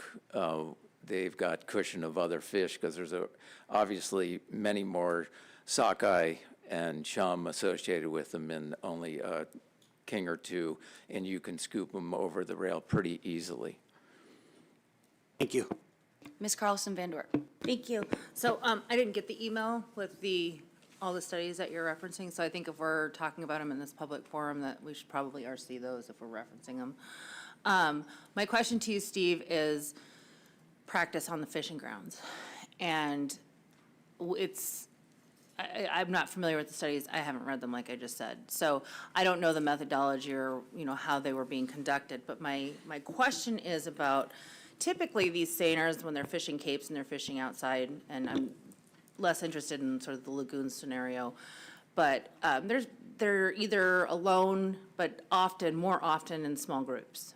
And there's usually sort of a set site off of a pinnacle or a point or something like that where they know those fish are moving by.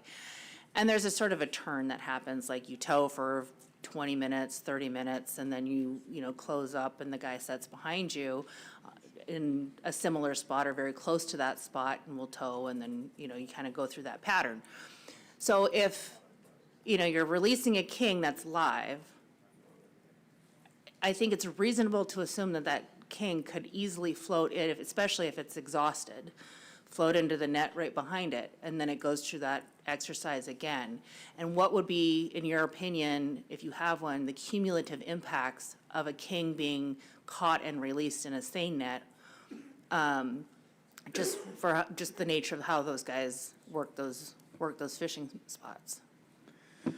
Well, and I bring that up just because that came up in Kodiak, and so I just. You're sort of tickling my thought. Well, it's a hypothetical, so it's possible, I would say, that it's possible the king could get caught again.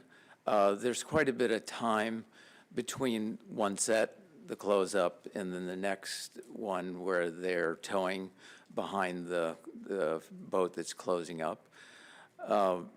So the Chinook would tend to go probably deeper water, perhaps below the net. I mean, speculating what would happen is difficult, as you know. And again, I think let's do a study, let's work on this. But I'm sorry to repeat the same thing, but it still saves fish. There are scenarios where the fish could get caught again, or it could be eaten by salmon shark. But there are also a lot of fish that will get back to the spawning grounds. And we saw that on this very small 3 Chinook study that was done last year, just because we had some extra tags. So I think that it shows some promise. It shows what could happen on the upside, not just what can happen on the downside. Okay, thank you. Appreciate it. Any other board questions? Okay, thank you, Steve. Thank you. Please come forward and state your name for the record.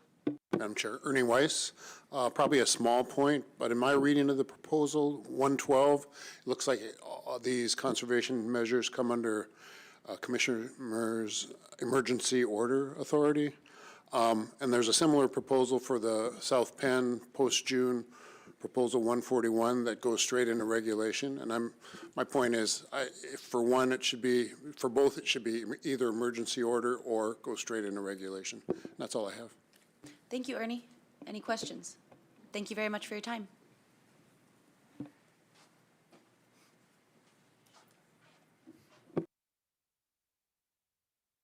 Axel Copen. I want to talk about non-retention of kings as somebody who's out there actually fishing and catching them. When you've got the time to baby them, you can get 3 of them and tag them and let them go real nicely and not handle them too much. Nobody's fishing behind you. Yeah, they probably do great. But when you're out fishing, you know, if you're not getting very many fish, you can probably take pretty good care of them. My son that testified yesterday, man, he's on it. You see a Chinook, man, he's there to get him overboard. If the trick is to never pull them on board in the first place. You stop your gear, you roll them over the corks. That's the best way, then they swim away. But when you're catching 8,000-pound sets of mixed fish, 5,000 pounds, 4,000, 3,000 pounds, what are you going to do with those fish? How are you going to go through those fish and pick those kings out of there before they die? Kings die quick, too. The big ones, they don't do well when they're out of the water for any amount of time. It is what it is. I mean, I've seen this my whole life. This idea that you can let them go and they're not going to get caught again, the next boat's right behind you.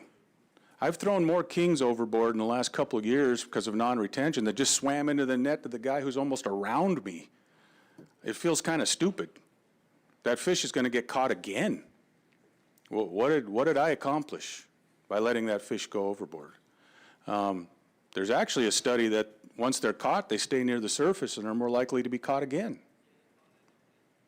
So what does that tell you? You're just passing them on to the next guy. I struggle with this idea of, I mean, non-retention's just sanctioned Chinook chucking. Let's call it what it is. You know, don't ask, don't tell, right? Oh, we didn't catch that many kings. Yeah, you did. I mean, they're being caught. So I think I struggle with the non-retention over mandatory retention because as a fisherman, you're trained to keep what you catch, right? I mean, most areas, you keep them. You throw them overboard and they die anyway, what a waste. They're a waste. And you're not getting the true numbers of what's going on when you have non-retention. You have no idea. I mean, there's tenders running around with freezers full of king salmon. They got smokers on their stern. They're smoking kings while we're fishing. Those aren't reported.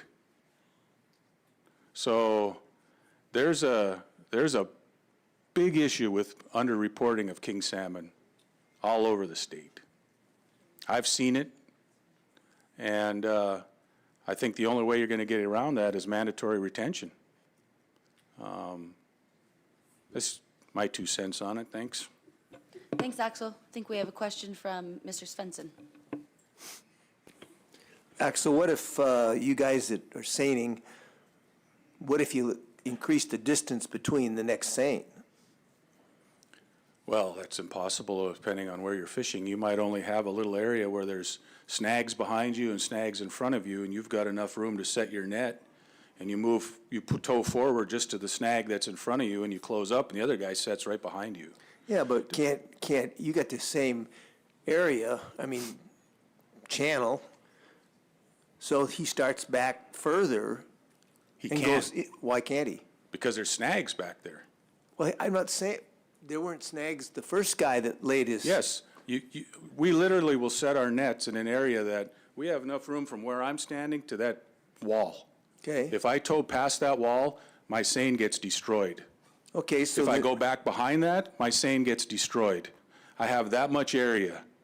You tow up, you close, you get out of the way, you purse up quickly so you go over the snags. The next guy comes in behind you and does the same thing. But he could be further behind before he started his seine. He can start his seine in this, I'm not going to argue. No, there's a snag there. He can't. No, but you didn't get that snag. Because I didn't set that far back. I'm not saying set far back, I'm saying have him set the same, Okay. never mind. I don't I guess you're not understand. I don't follow you. Yeah, I guess you're not If we have a question for Mr. Copen. Okay, thank you. I have one question for you, Axel. When in the CMA, whenever you're fishing and you catch a king during non-retention, are you required to report it or indicate it in any way to the department? No. Okay, thank you. Next individual, please state your name for the record. Hi, I'm Daniel Schindler. I'm on the faculty at University of Washington. Worked on fisheries in Alaska for about 30 years. And I just wanted to comment on this non-retention mortality issue. I think we'd all like to have a single number that we can all trust and believe. And the 5 papers that were mentioned earlier, there's been some nice work on coho, on Chinook, and on chum salmon. And I can assure you there's no single number we should believe. There are some trends that are worth mentioning in the context of this discussion. The first of which is that much of the mortality associated with catching and then releasing these fish is delayed mortality. So the Candy paper that's been mentioned a few times looked at short-term mortality. I think it was up to about 32 hours. If you look at the studies that have looked at mortality after handling fish, it's often days later. A lot of that mortality is associated with loss of scales. In terms of best practices, there's a few issues that are worth mentioning. Most of these 5 papers have looked at relatively small catches. We're talking about a purse saying that it's going to catch a couple hundred fish. They take a few fish out of that, tag them and release them, and then track them for their mortality rates. Of course, in a full-on commercial fishery, a seine catch is catching hundreds, if not thousands of fish. Crowding turns out to be an important issue that affects this delayed mortality. There's more probability of loss of scales, loss of slime, fish become vulnerable to infections, etc. The other issue is the time on deck. Big catches are going to take longer to sort through these fish to release them, and time on deck turns out to be a predictor of post-release mortality as well. In addition to direct physiological related mortality, it's also been shown from tagging studies following release from purse seines is that the behavior of the fish changes.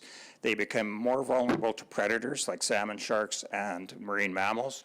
We heard this yesterday about the 3 tagged Chinook that were released. One of them died by a salmon shark. Not surprising. In fact, there's been a lot of work on the Alaska Peninsula that has put radio tags or satellite tags on fish, and a lot of them die from predators. And that's because their behavior changes. They actually sit higher in the water column than they would otherwise, and that makes them more vulnerable to both predators and to being caught by another seine that follows up behind them, as we just heard. So the point is, just to wrap it up, is that there's no single number. A lot of the mortality is delayed, and in some cases, the mortality can be substantial. Thank you, Mr. Schindler. Any questions? I have one question. Do we know why they swim closer to the top of the water column after they've been caught? I don't think there's a good explanation for it. We do know from sampling of the blood that there's a whole bunch of stress responses, shows up in their lactate and their cortisol, things like that, and that translates into changes in behaviors. I can't tell you why they behave the way they do. Okay, thank you. Mr. Chamberlain.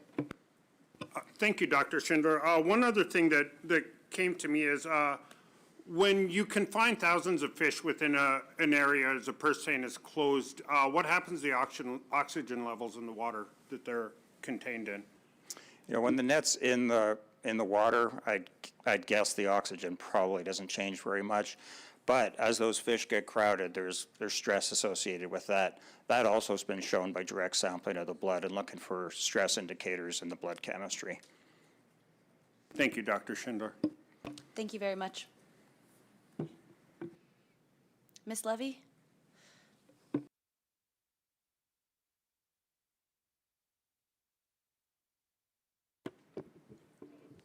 Madam Chair, members of the board, for the record, my name is Charlotte Levy. I just wanted to take a quick moment to come up here and just kind of maybe speak a little bit of some of the discussion that came before me regarding the most recent tagging study that we did in 2025. And just to kind of clarify a few things. I'm not really here to sort of advocate for or against. I just wanted to put it out there since I can't seem to find the time to submit my RC, and I'm really reluctant to speak to a lot of this before I actually get to give you guys an RC, but I guess that's the first thing I'm doing after this. So there was mention of the 3 Chinook salmon that we tagged last summer. So I just wanted to clarify that we designed this study, and it was just a pilot, and we only got to do 3 opportunistically. It was really focused on chum. But we designed this study to emulate a real fishing scenario. Okay, so when I talked to my co-lead from the department on this, and I talked to the fishermen, I talked to the Andy Seitz lab at UAF, who is the one who does most of the salmon tagging studies here in Alaska, and we kind of came together and said, how can we design a study that really looks at what an actual fishing non-retention program would look like? I like to call it optimized retention. And so we designed the study across 3 fishing days where we asked the guys to fish exactly how they would. We're gonna step off to the side, and the plan is we're gonna have you guys set, purse, everything's gonna be normal, you're gonna ignore us, you're gonna sort your fish, and the only thing that we're gonna do differently is that we're going to be brought fish as they're being sorted and kind of looking at air exposure on an x-axis. So we take all these things into consideration. We mark when they start the set, when they start the purse, because we know that as the purse comes together and the fish are starting to become aggregated closer and closer because of oxygenation issues, we wanna know, are there differences? Where are maybe some pinch points in terms of an optimized program that we can be focusing on? And then we also, of course, we have time on deck. We measure air exposure and release back into the water, okay? The only thing that I asked the crew to do differently is I said, you need to carry them like a football.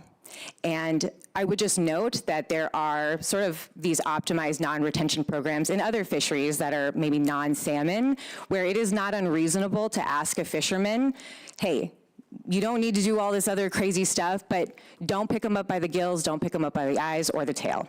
And that is something that fishermen are capable of doing.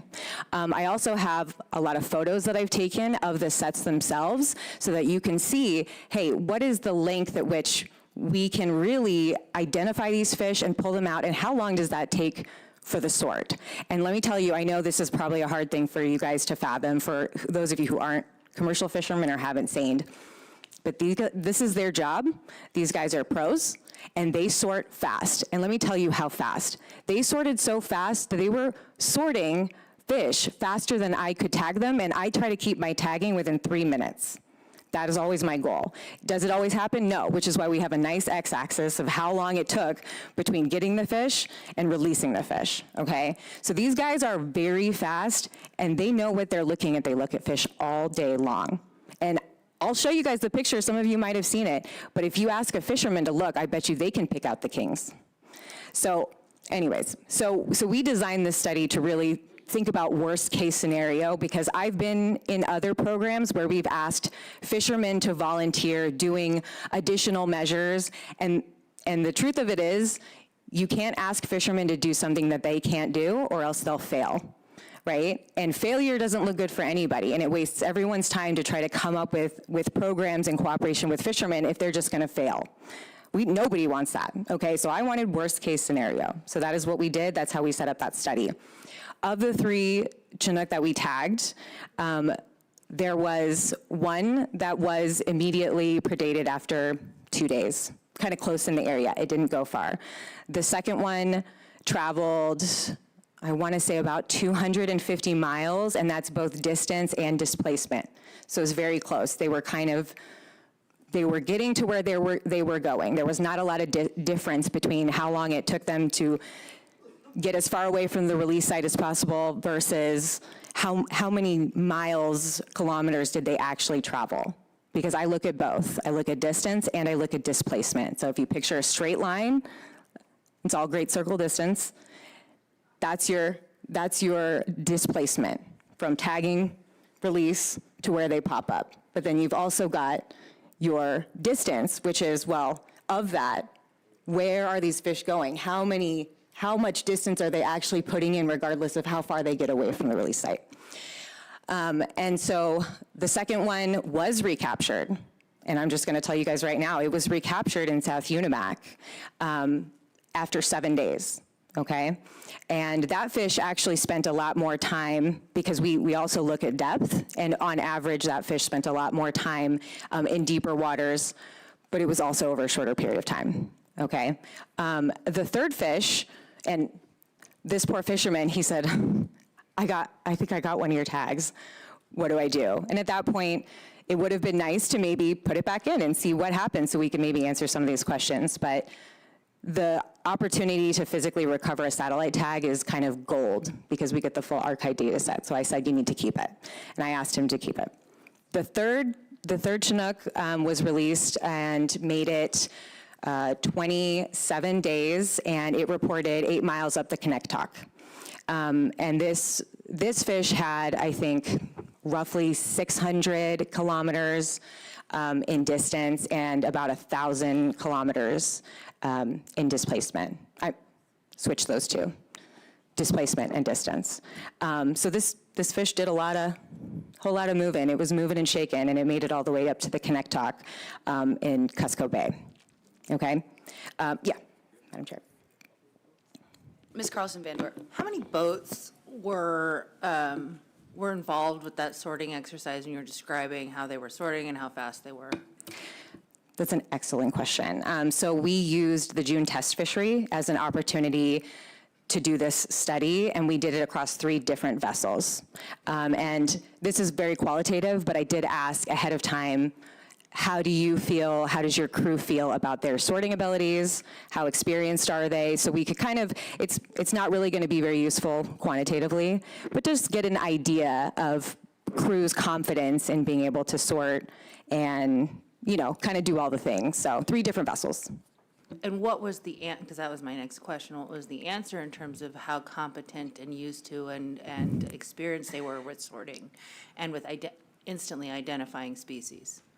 So we had one vessel who right up front, they were kind of some young kids, and they told us, we're really nervous about this because we're newer. And I said, that's fine. You do your best, and you tell me what you think is going on, and don't sweat it. So 2 of the vessels had very experienced crew. They're super fast. We had one that wasn't. And like I said, I have not done this analysis yet, and I'm very much looking forward to seeing if we saw differences in air exposure, meaning longer sort times, and also just the whole sort times themselves. But I think that's a question that we can answer, yeah. Okay, No, I appreciate that, because I mean, I love what you're doing. I think it's super interesting and important work. And, I'm just trying to reconcile in my mind, a controlled situation that you had versus what's happening on the grounds in real time. And especially when you're dealing with, in particular areas that have, have struggled to get good crew for a long time, what that means. So, yeah, I mean, very interesting. Thank you. And if I may, I think that regardless of kind of what happens at this meeting, this is something that we're all really interested in and would like to expand the study and to look a little bit more at Chinook, because I think even though the sample sizes are a lot smaller, you just get such a valuable data set from these tags. And I know this is a very important question to everyone, but I also would just encourage everybody. Mr. Schindler, who came before me, made a very good point that there probably is no one number. If you come up with one number, that number is going to have to be on sort of a sliding scale. And I think you guys as managers and as board members are going to have to decide how much is a single Chinook worth. And what on that spectrum, where's the tipping point in terms of like, how confident we are that X amount of fish could survive, and if that is the priority. I personally think, and I've watched this happen in groundfish fisheries, that there are a lot of tools that you can use to tighten up programs. If you give fishermen the right tools and the right guidance, there's ways that you can tighten up programs, and that is exactly what this is about, is learning how can we make an optimized program? Is there a minimum threshold size? Is there a size at which they stop being able to really speciate as good? Is there a cutoff amount of time after a sort that those fish have to be back in the water? And I'll tell you, you'd be amazed at how many fish can survive being out of the water for several minutes. We've watched it with peacock too, who have barotrauma issues. So it can be done, and there's always ways to tighten it up. So I will submit that RC with some more data so you guys can see it, but that's really the intent of this, is to look at how do we make a program that actually works for everyone. So that is forthcoming, as I said yesterday, or the day before. Mr. Chamberlain.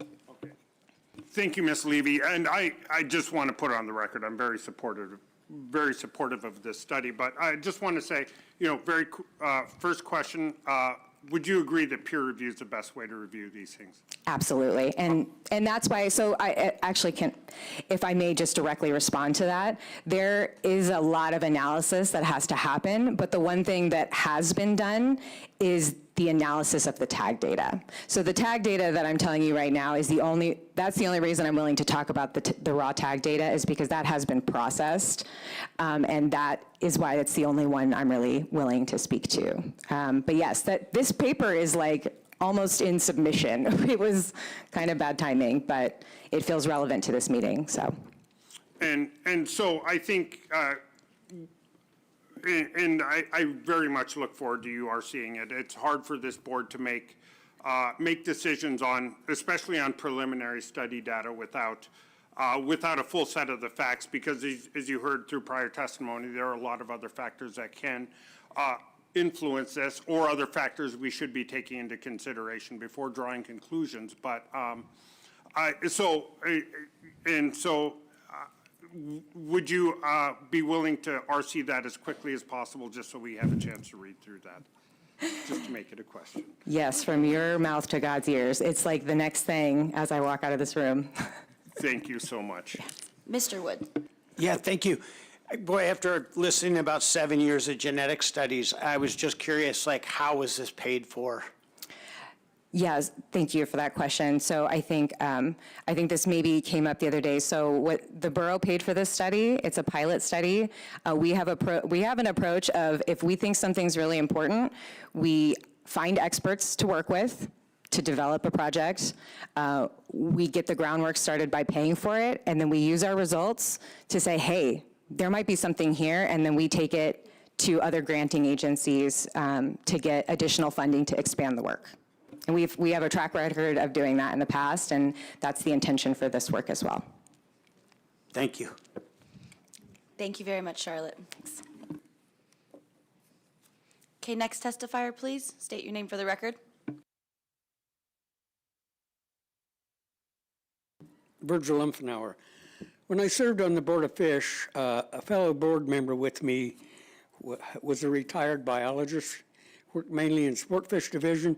He was involved in numerous catch and release studies, and fish that are out in the saltwater, not close to their spawning grounds, are over 90% catch and release mortality.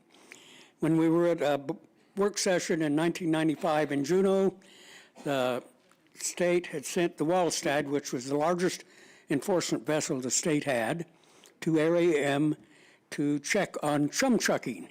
And so what his report was that he gave to us was they were doing catch and release with purse seines and drift gill nets. And so I asked this board member, well, what do you think the mortality is? And he says, well, there's no way of knowing what the mortality is for sure, but it's got to be more than 90%.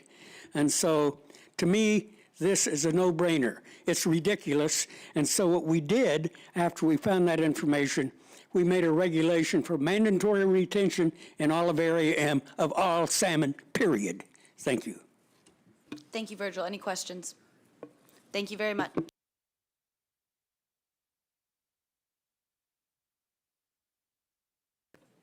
Hi, Ms. Woods. Janet, click your mic on. Janet Woods for the record. Traditional knowledge states that a fish caught is a fish dead. So that has been known for forever. A fish caught or a fish even studied is a fish dead. And as it was stated before, that when you catch, because I fished for many years, when you catch a king, it doesn't live very long. It has very short time. Thank you. Thank you, Janet. Any questions? Okay, thank you.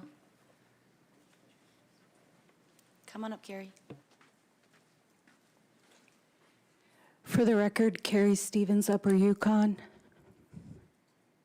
You can imagine how hard it is for us to listen to this conversation,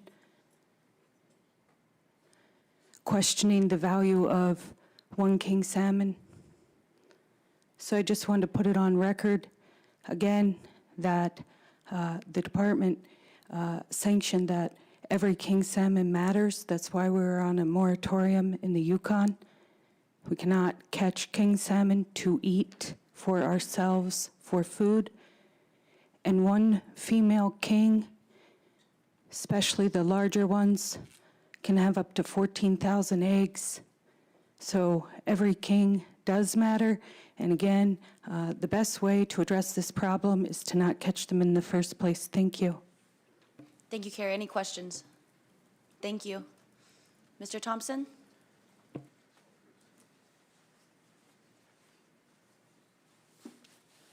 Good morning, Madam Chair. Erwin.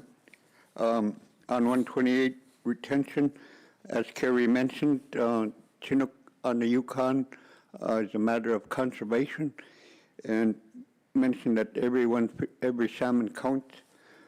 In this fishery, it would be interesting to find out how much Chinook we are talking about, and probably in the range of 10 to 15,000.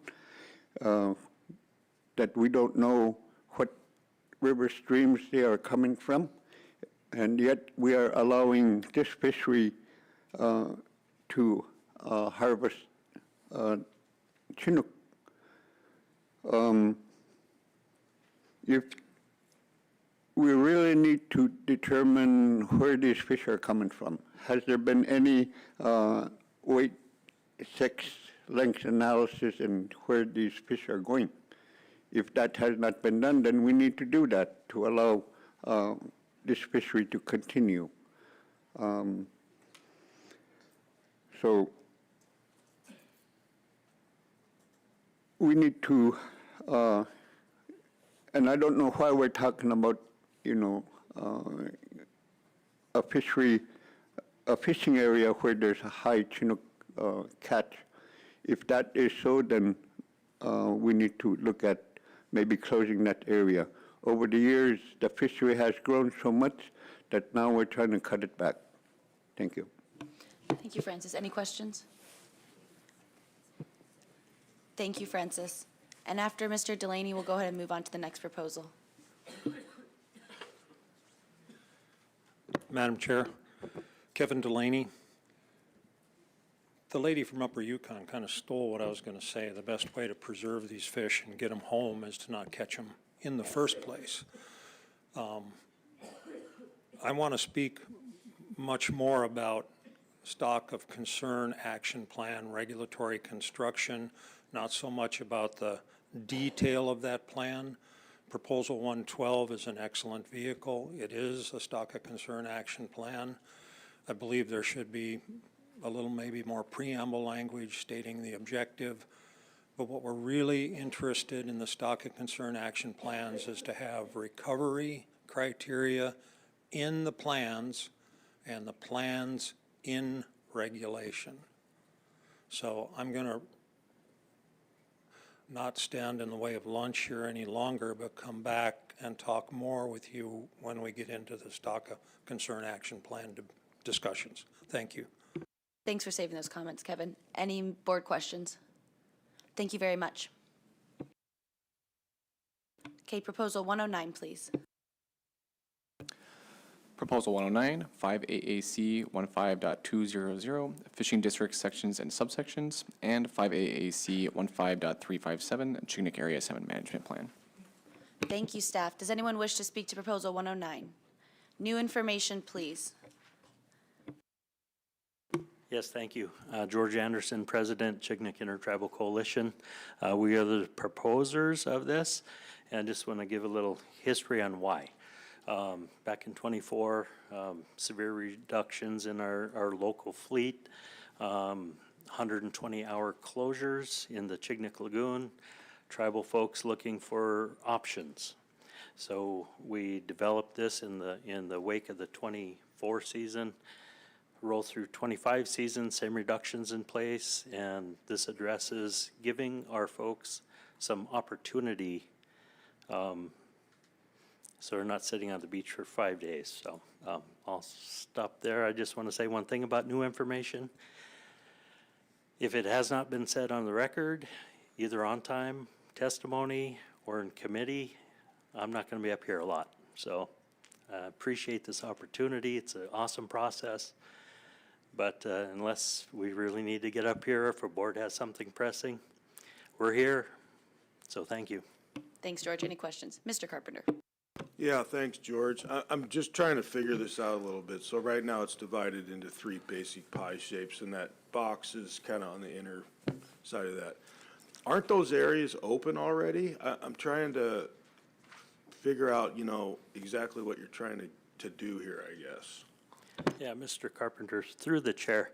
Yeah, as you heard in testimony and from the department, there's always been a little confusion about this Jack's box. It's kind of infamous in our area. In fact, in '24, when I think the department thought it was closed, I think it might not have been. And after a little work with the department, there is support, I think, for clarification from them as well, because this area has been, the lines were kind of not making sense at the beginning, but as we get new ABs every few years, I think this language will help new managers in our area manage our fisheries. Thank you. Any other questions? Thank you, Mr. Anderson. Thank you.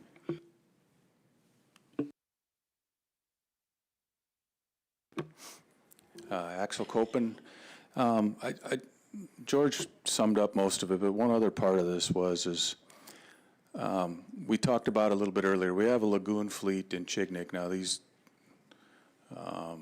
guys are small boats, shallow draft. They fish, in Chignik Lagoon, small seines, and they are not competitive, or to be quite frankly, even safe to be out on the capes. You got a boat that was built to be dry, shallow draft, and now you have to tank them down and put for RSW to fish outside the lagoon. You need an RSW system, and you're going to put a bigger net on, and you're going to expect these guys to go out where they've basically never fished, and go out there and try to fish and make a living. because that's what they're facing with the 2 days a week in the lagoon.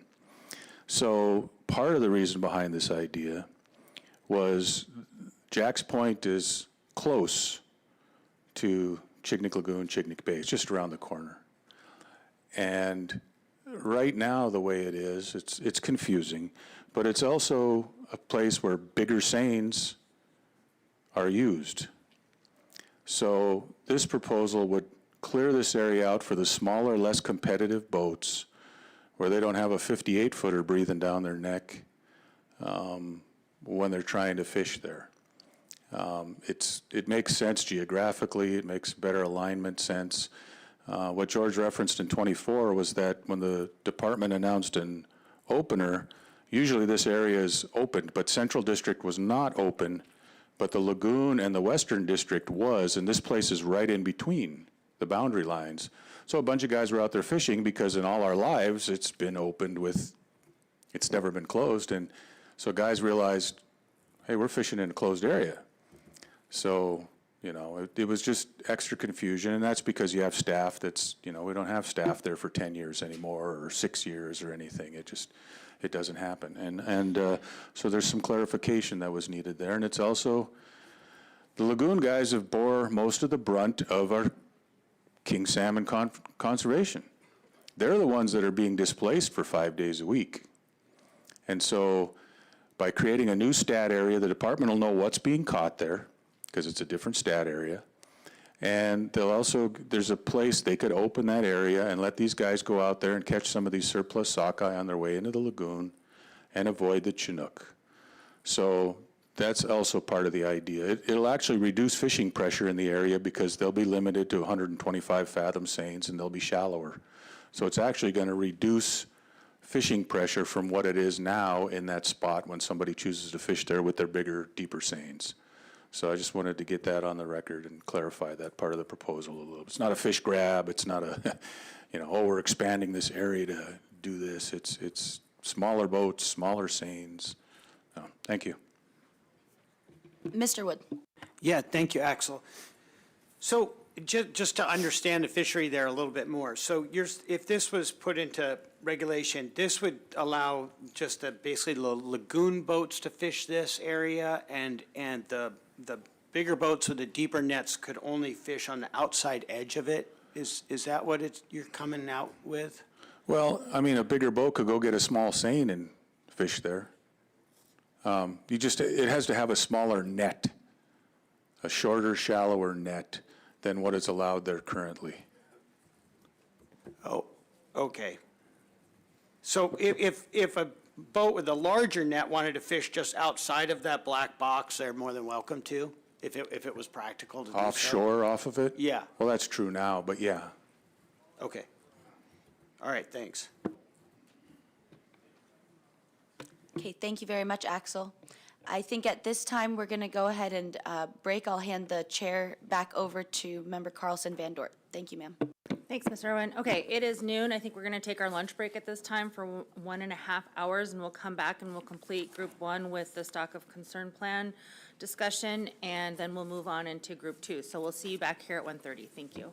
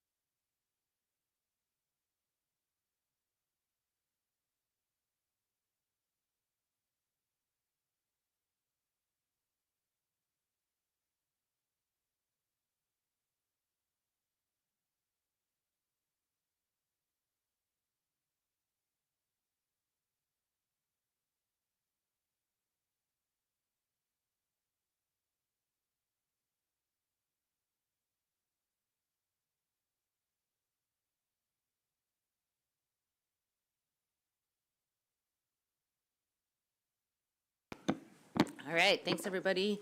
133, we're back on the record. We are still doing Committee of the Whole, Group 1, Chignik Area Salmon.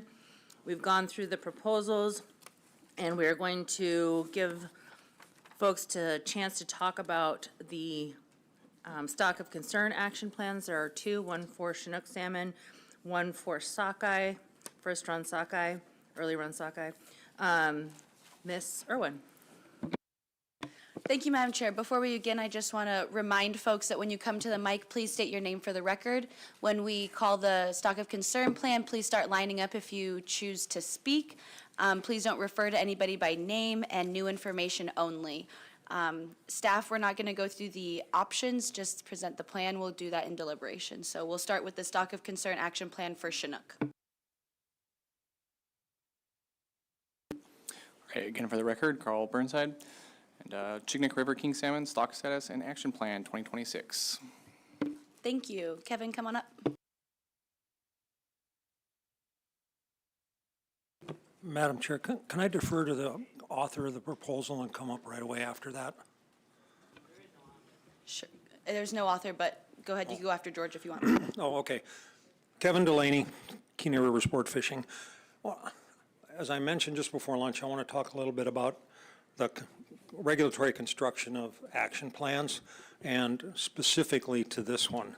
So you've got proposal 112, which we brought to the table just before lunch, but that does contain elements of the Chignik Stock of Concern Action Plan for Chinook, but it doesn't contain the whole thing. There, in our opinion, there should be a preamble and a target. That one, the target is the escapement objective. Then in 112, there's a number of tools that members of the community from Chignik have done an extremely good job of describing. And the staff has a sandwich menu. That's kind of the joking way we've referred to it in the past, of potential options either to replace or augment what the folks from Chignik have got in 112. Now, I want to speak to two pieces of that are content. 112 asks for, I'm going to talk about the trigger that would be 1,000 king salmon harvested that would trigger a closure of areas of concern. So in the proposal 112, which is potentially on its way to being the stock of concern management plan, it has a date of July 1, and we would like to see those measures in place from the very beginning of the fishing season through the very end. So we would suggest striking the July 1. And then through conversations with the staff prior to the meeting, and here specifically with the folks from Chignik, we tried to determine how the department came up with the 1,000, 5,000 number. The 1,000 would be, if it was exceeded in a period, you would close the area for a while. And then if the 5,000 were exceeded, you'd close the appropriate area for the rest of the season. After these discussions, we feel that in the Chignik area, that those numbers are too high. They should be approximately half of what was in the EO issued this year. So instead of 1,000, 5,000, we're thinking more of 500 and 2,500. So those are two concerns we've got with the language in 112, which potentially could become elements of the stock of concern plan. Then let's go back and talk about regulatory construction of the stock of concern plan. And as I mentioned just quickly before lunch, I think it's real important as we go around the state to have regulatory consistency. Part of that, our recommendation is to put the recovery goal in the plan and to put the plan in regulation. I guess that's all I have. Thank you. Thank you, Mr. Delaney. Are there any questions? Thank you very much. Does anybody else wish to speak to the stock of concern action plan for Chignik Chinook? Okay, we'll move on to the stock of concern action plan for the early run sockeye. Chignik River sockeye salmon stock status and action plan 2026. Come on up, George.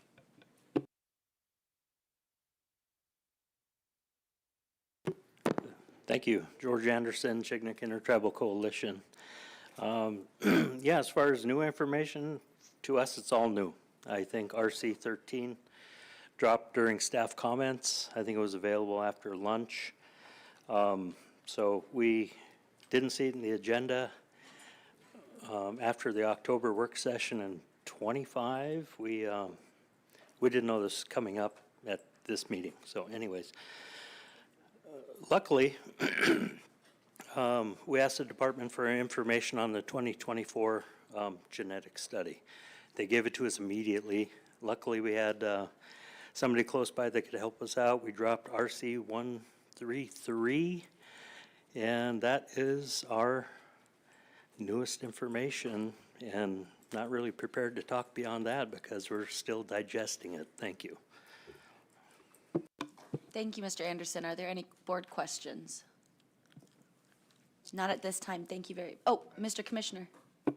Yeah, I just have a question. The first one, you said RC 13?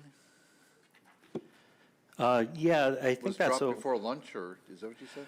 No. Day one, staff comments. Okay, I got think it, the okay. staff, yeah. Okay, Is thank that you. clear through the chair? I understand. Yes, now. it's Thank clear. Mr. Anderson referred to RC 13 and then RC 133 as you. Okay, well. okay, thank you. Yep. Any questions?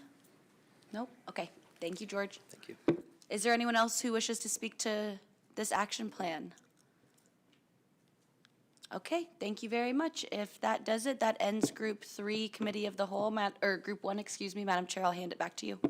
Thanks, Ms. Irwin, well done. Do we need to take a break for RC distribution? We do have a distribution to come around. Okay, we'll do a quick 10-minute break, hopefully to get an RC distribution for Committee of the Whole Group 2, and then we'll get started with Group 2.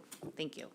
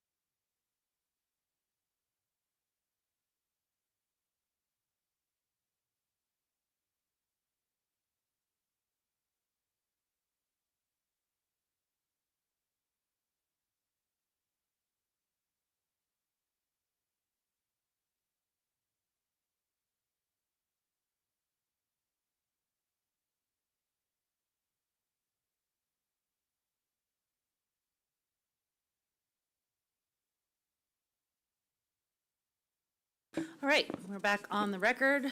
Time is 1:56. We are about to get into Committee of the Whole, Group 2. Group 2 consists of South Alaska Peninsula, Southeast District mainland salmon, commercial salmon gear, retention of commercial caught salmon, and herring. There are 18 proposals in this group, and I will turn it over to Chair Wood. Mr. Wood. Thank you, Madam Chair. I'm over here in this corner. There are 18 proposals. If you could, the author can come up and speak first to the proposal, and then whoever wants to come up and comment on it, please come on up and stand in line or get really close so that we can get through this as quickly as possible. Try to think of everything you want to say instead of coming up like 5 separate times, okay? And if it's possible. So, and if it starts getting repetitive, which it shouldn't, because this is all new information, like we have never heard this before, right? That's your criteria, like we have not heard this before. Then don't talk. So anyhow, we'll start with proposal 119 and get prepared to start standing and come on up. We'll let the department read it off first. This is quite difficult, new information, and thinking of all the information. My name is Amy Foster. I'm talking about on Proposal 119, the set-net sedum fishery. It is on the brink to the point of collapse. It is not because salmon are no longer migrating into sedum. The salmon are there. What's disappearing is our opportunity to fish in. Okay, so hold on one second. Okay. Can we let the department first read it in for the record? That way we'll know what exactly you're talking about. So you can stay. It's okay.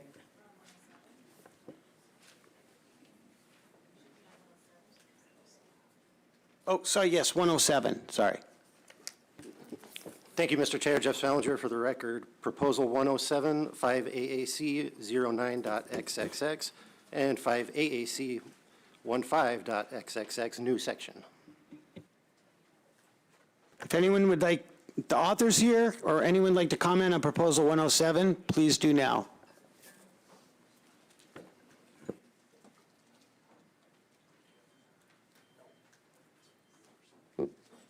Madam Chair, Mr. Chair, my name is Steve Reifenstiel, who support this proposal. And the primary reason is that there's been accusations that fish are disappearing, going the home pack, not onto a fish ticket. So we're suggesting that, number one, that's not true. But if there wants, the department or the public, the board wants better accounting, we're willing to do additional accounting. So one suggestion was that there's a fin clip, so you mark a home pack by that. I would point out that the department doesn't support this, but we, again, are trying to put our best foot forward to have full accounting, transparency, so there's a good understanding of what is happening out there in the fishery. Thank you. Thank you. Any questions?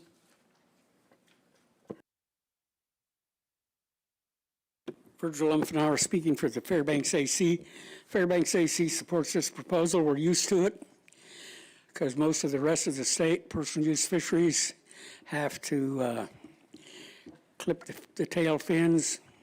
And in the commercial fishery, there's a place on the fish ticket that says fish caught but not sold for personal use. They should be listed on the fish ticket as well. Thank you. Any questions? Okay.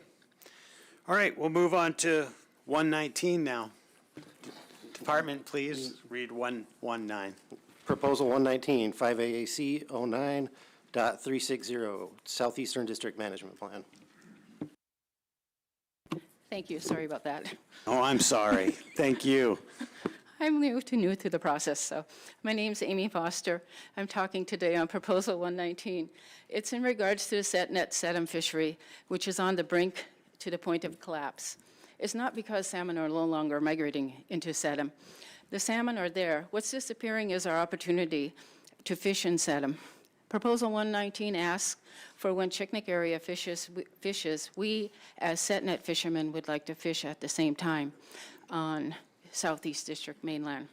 The reason for this is in both areas, the fishing fleet has changed in Sedum and Chignik. We are working on an older management plan that is not adapted to the current changes. Both areas have seen a huge reduction in the fleet participating in the fishery. In Sedum, over half our setnet fleet is over 60 years old. It's not outsiders fishing in Sedum, it's the local fleet around Sandpoint, with many operating out of skiffs. Please refer to RC 108, RC 111, RC 112, RC 117, RC 118, RC 124, RC 125, and RC 127, and Appendix C while going through the Sedum proposals. When Chignik is open to commercial salmon fishing, our area would like to also be opened at the same time under comparable conditions. Unless something changes, the current management rules may be remembered as the reason an iconic setnet fishery in Sedum disappeared. Thank you. Any questions? I have a question. Yes. So this setnet site, how far is it from town? From Sandpoint, traveling to Sedum on our vessel, where we were locating up in the head of Stepavac, is about a 5-hour boat ride. We use our vessel, to sleep on, eat and everything like that. And then we use an open skiff that's usually around 18 or 21 feet to set our gear and, pick our gear up and work. Well, do you have lease sites? Yes, we do have lease sites in the Sedum area. So these lease sites, you still pay for them every year, like all state lease sites? Yes, we pay $300 every year. Well, actually, it's $600 or something like that. Yeah, $300. It depends, yeah. Okay, and you do have running gear that you also have to maintain, running gear and anchor, or in an anchor? I'm not really sure what you mean by running gear. Before we set our nets out, we head to the beach, and we either tie a line to the beach or set an anchor and, run a line out, put a shoreline buoy there, put another running line out, and then put a head buoy, and then hook with another buoy. And the length usually is from the shoreline to the head buoy is around 80 fathoms, and then our hook is around 20 fathoms, and we do fish right near the shore. Awesome. Thank you. Go ahead, Tony.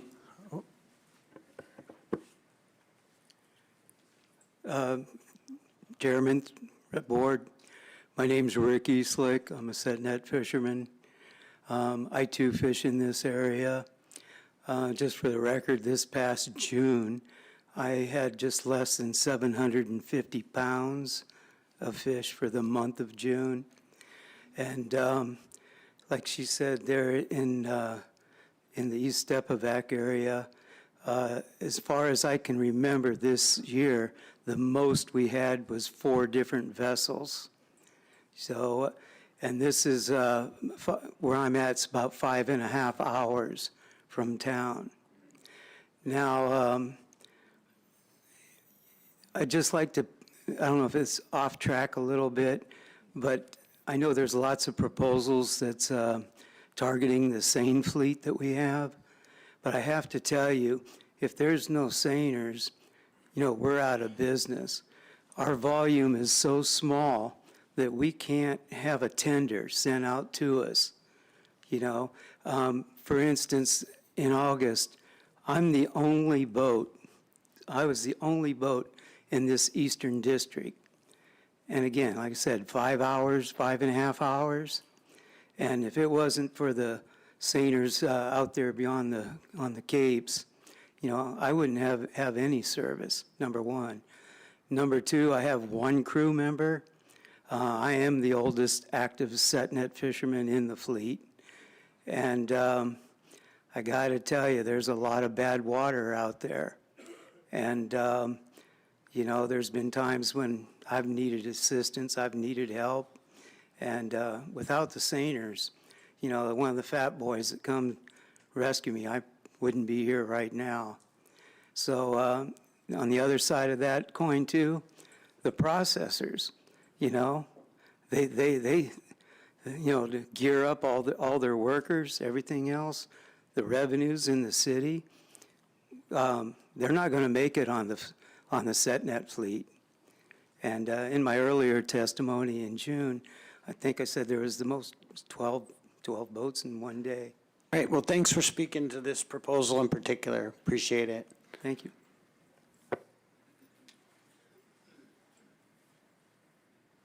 Thanks, Mr. Chair.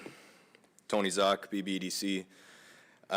We submitted RC 23 with our positions on proposals, but we just wanted to put it on the record that we're opposed to any proposals before the board at this meeting that are increasing fishing time, area, or gear.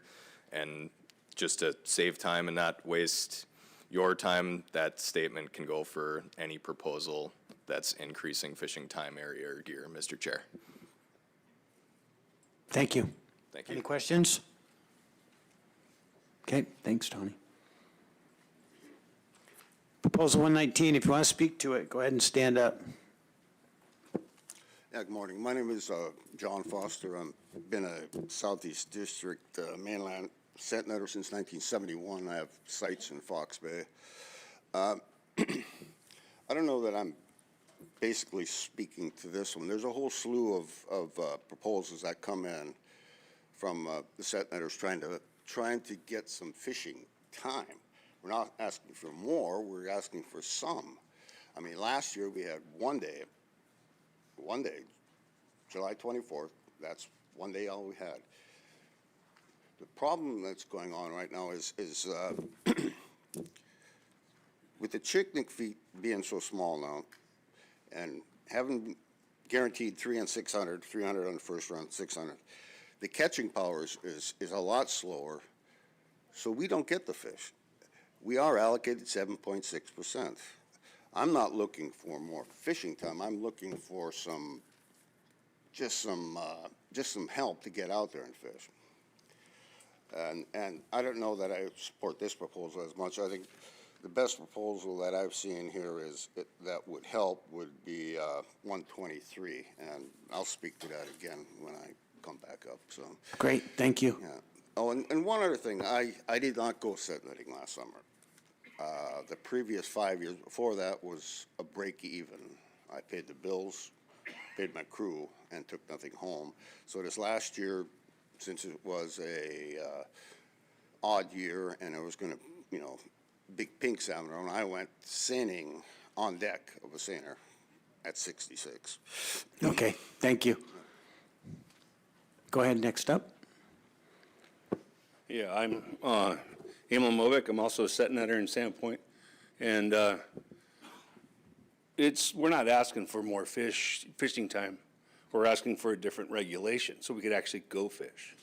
I mean, the regulation's already there.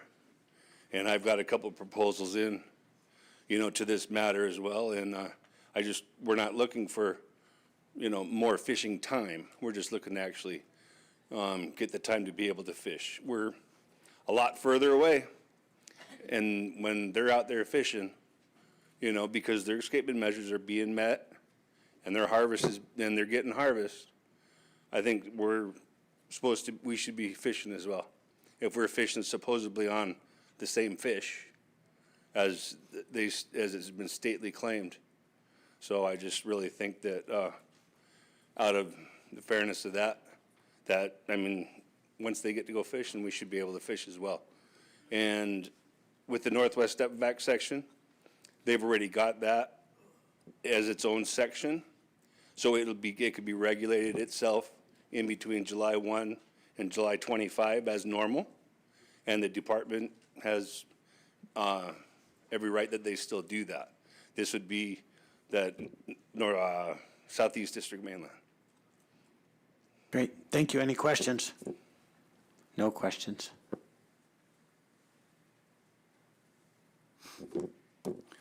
Axel Copen. There seems to be a misperception about the fishing time for set netters. They get 416 hours of fishing time in June in the entire South Peninsula, outside of Sedum. Around the Shumagon Islands, all up and down the peninsula, they get 416 hours of fishing time.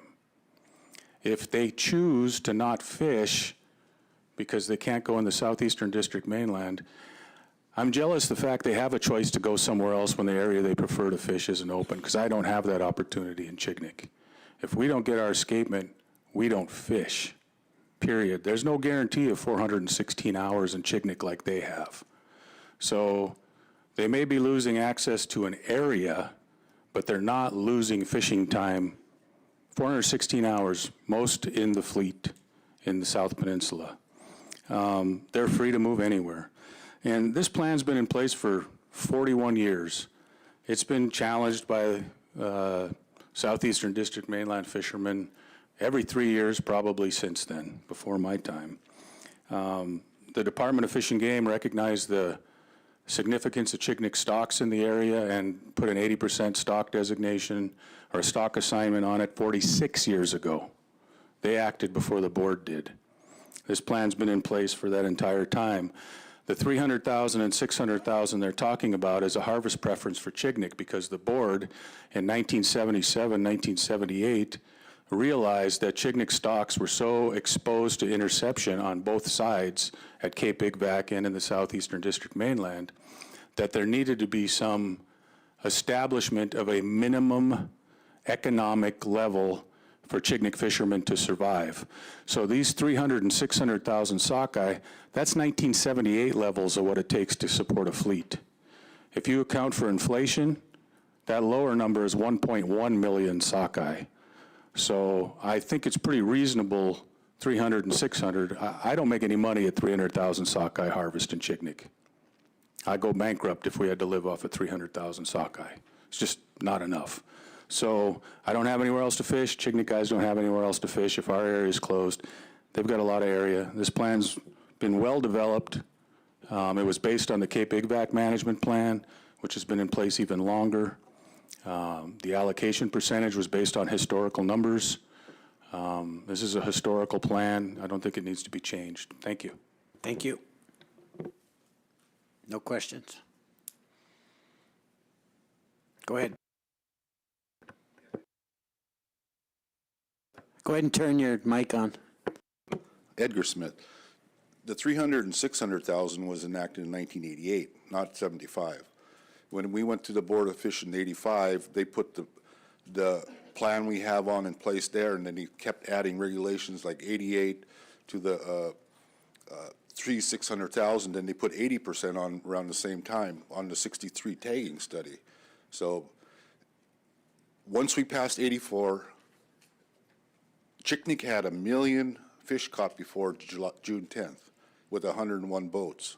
Today they have less than 30. And they're no way going to keep up, even produce the catch rate for us to even get to the mainland to fish, our traditional 7.6%. I mean, he has it backwards is what it is. It should be the other way around. Thank you. Okay, thank you. Axel Copen, I just want to point out that they actually exceeded their 7.6 allocation percentage if you look at their 10-year average from 2014 to 2024. And that was including several disaster seasons for Chignik. So I don't think anybody's missing out on their allocation.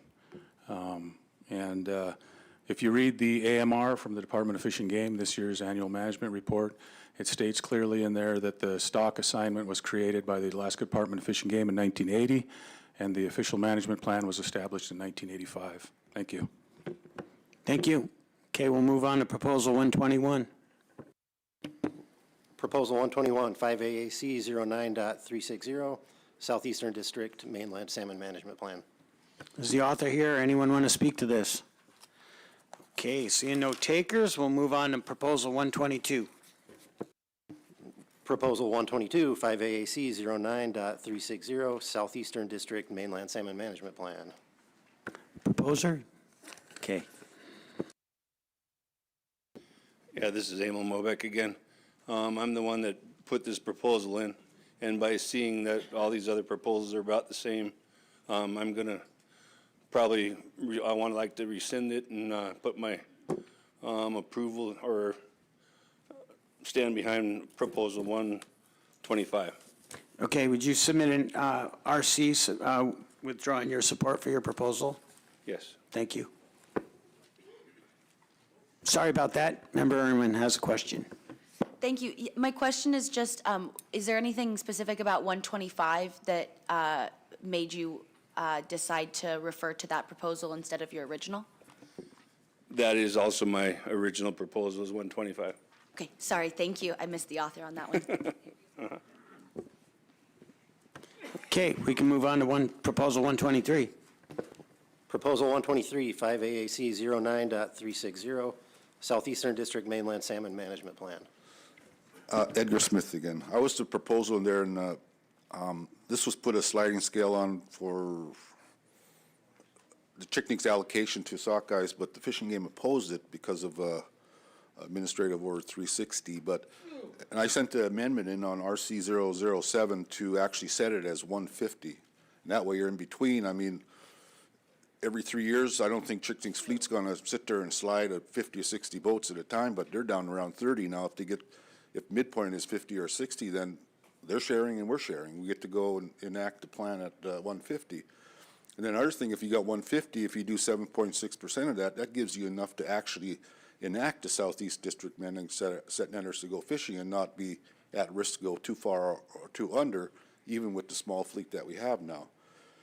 And with Chignik trying to produce, with these restrictive king proposals coming in, that could even slow the catch rate in Chignik down even more. I mean, they've been down to 2 days in the lagoon, and like I said before, they caught 1 million fish in the lagoon in 1984.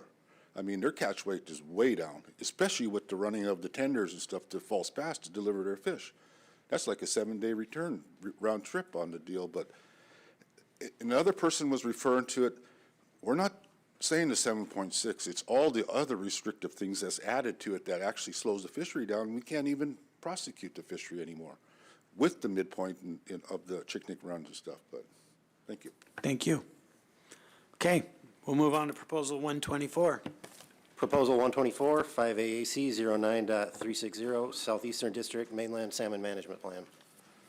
I'm not the proposal, but that's my brother, but. State your name, please. Edgar Smith. I'm not the proposal, my brother is on this, and this is to 80% of the returning or migrating fish gone through SETM. And we've always said it was less than 80%. 80% is the 1963 tagging study where they had 10 fish and 8 returned to Chignik, but man, we're on the 3rd WASP study now, and it's getting better and better all the time. Why don't we just go to that number? And Chignik actually submitted RC to showing how much WASP fish is traveling through SETM. They split the SETM in half, and it should be around 58% of the fish. So put it to a real number that actually everybody's using now, not an old one that's 70 years old. Thank you. Next.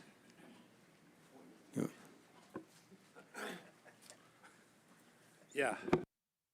All right. Yeah, I'm Jim Smith. I proposed, and I put an RC in to, what is it, RC 47? And I'm trying to think where I'm at here. I just got here. And I showed where the catch, oh, I'm way behind on this. Give me a second. Is there someone else like to comment on this? And you can comment after. Yeah, I actually conducted. Could you do your name first? Oh, John Foster. Sorry, John Foster, Southeast District Mainland Senator. I actually participated in the WASP study. We fished for a day down in East Stepavac, Island Bay, one boat in Island Bay, one boat in Fox Bay. And then I think a week or two later, we fished farther down towards Guillemont Island down that way. And the numbers that come up are significantly lower than 80%. The 80% is based on a 1963 tagging study where 7 tags came back to Chignik, so. Oh, and one other thing, the southeast, the Shungana section, excuse me, I got a dry mouth. Set netting in the Shumagan Island section is hard. I mean, last year, there set netters that were fishing there, they were getting upwards of 10 to 15 fish a day. Shumagan Islands are not made for set netting. The water is deeper, the fish, some years are offshore or they're deep, and you only got a 60 mesh net and you're not catching them. So Southeast District mainland is not a set netters area. Thank you. Thank you. Anyone else want to speak to Proposal 124?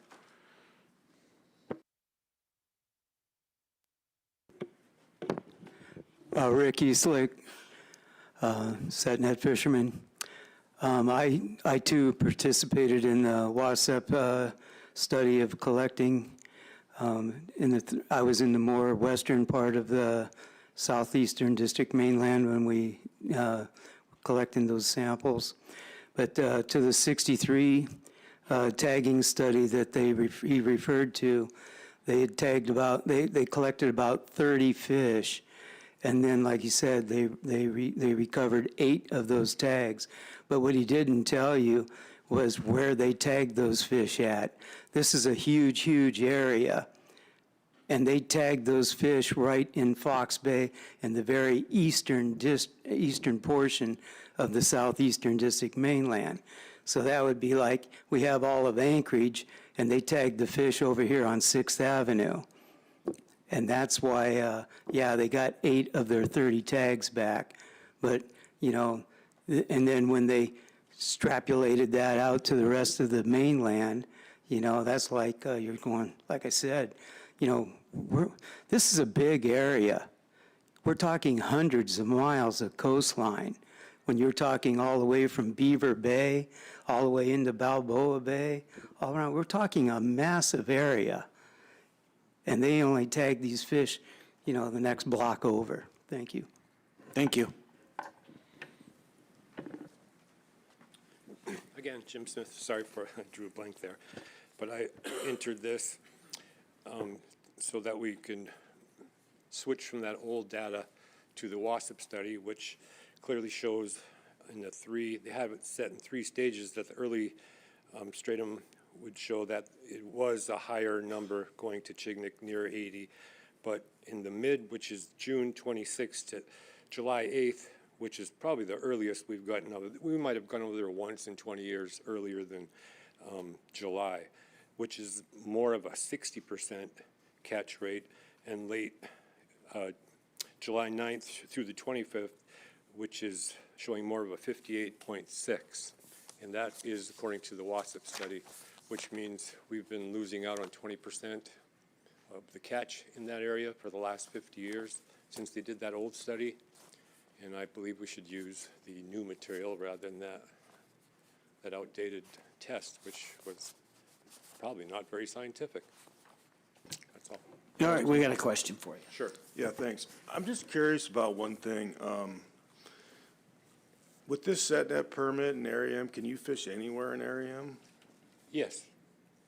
Okay, thank Except for some parts up on the North Peninsula shut down. you. Right, okay, thanks. Okay. Just Axel Copen. Just a couple points. There is the WASEP study. There was also an ADF&G genetic study that was funded by Aleutian's East Borough, I believe, back in the 90s. And they actually had up to 90% Chignik sockeye in one time period in that study. So taking an overall average or something like that, you're protecting against the high abundance end of fish in an area that are exposed to exploitation. And as far as the size of the area goes, the Dolgoy Island area, that's way farther west than Southeast District mainland, had similar in the same high 75% on some days, Chignik sockeye stocks in the area. So the size of the area does not prohibit the interception of stocks bound for another area just because the area is larger. They travel through the area. Thank you. Thank you. Okay, and it looks like we'll move on to Proposal 125. Proposal 125, 5 AAC 09.360, Southeastern District Mainland Salmon Management Plan. Author. As Emil Mobick here again, I am the one that authored this. And it's an RC 32 I got in there. The third page, you'll see the breakdown that they, the early escapements, late escapements, and their harvest. And apparently, we're never going to get to see the mainland with these harvest rates. And just want to be able to, I mean, if we're, fishing on these same fish, they're fishing out there just across Cupriana Point, fishing, and we get to sit on the beach and watch. So that's all I need to say about that. All right, thank you. Looks like there's no questions. We'll move on to Proposal 126.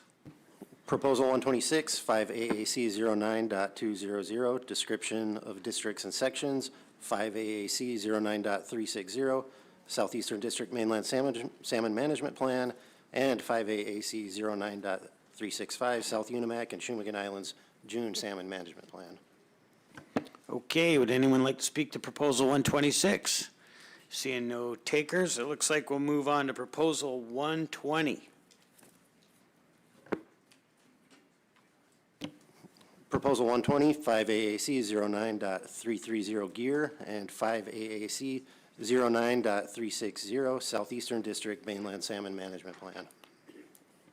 Anyone want to speak to Proposal 120? Here we go. Axel Copeland, I put that proposal in, but after hearing the set netters say that they need the seiners, and I withdraw my support for the proposal. I'll put in an RC. Thank you, Axel. All right. Flying right along. Proposal 147. Proposal 147, 5 AAC 09.331 Gillnet Specifications and Operations. Would anyone like to comment on Proposal 147? Mr. Chair? Yes. I'm the author, Charlie Lean. Thank you, Charlie. I turned in a PC 97 and rewrote the justification for that proposal, but it didn't change the the language for the regulation.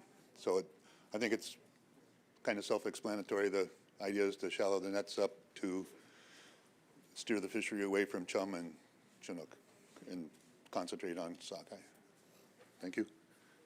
Thank you, Charlie. I'll also remind people there's an RC 161 out there that you can comment on as well. Thank you, Charlie. Virgil Lemphanaur from Fairbanks AC. We oppose this proposal as well. It's, I've looked at lots of studies when I was on the board, and the Japanese didn't fish more than 20 feet deep in their high seas drift net for sockeye. And I know that in a Point Molar test fishery, the fishery they do into Bristol Bay, to see how fish are coming in, there's been a number of studies done on the depth where fish are caught. The sockeye are on top of the water, the highest up on the water column, and then come the chums and the kings.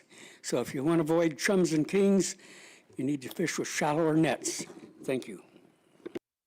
Thank you, Virgil. Anyone else like to speak to either Proposal 147 or RC 161? Okay, thank you. Hearing no takers, we'll move on to Proposal 149. Proposal 149, 5 AAC 09.331 Gillnet Specifications and Operations. Thank you. Would anyone like to speak to this? Proposal 149. Whoop, here we go.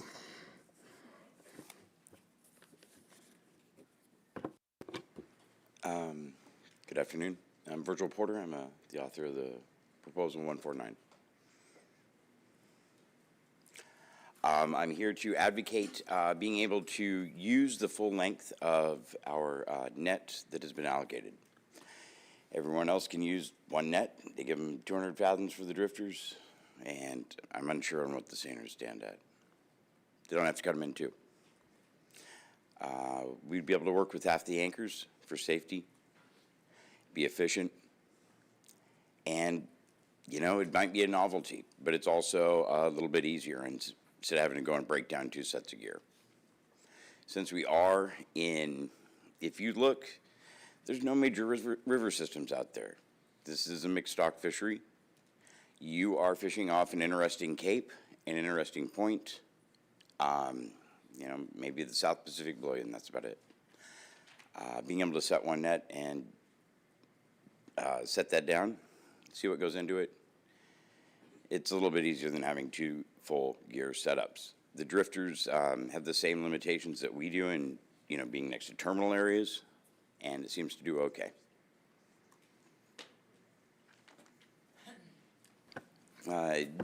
One more thing. I had some suggestions on offering a smaller version of that, 175, I think Kodiak is that, I'm not sure, or 150.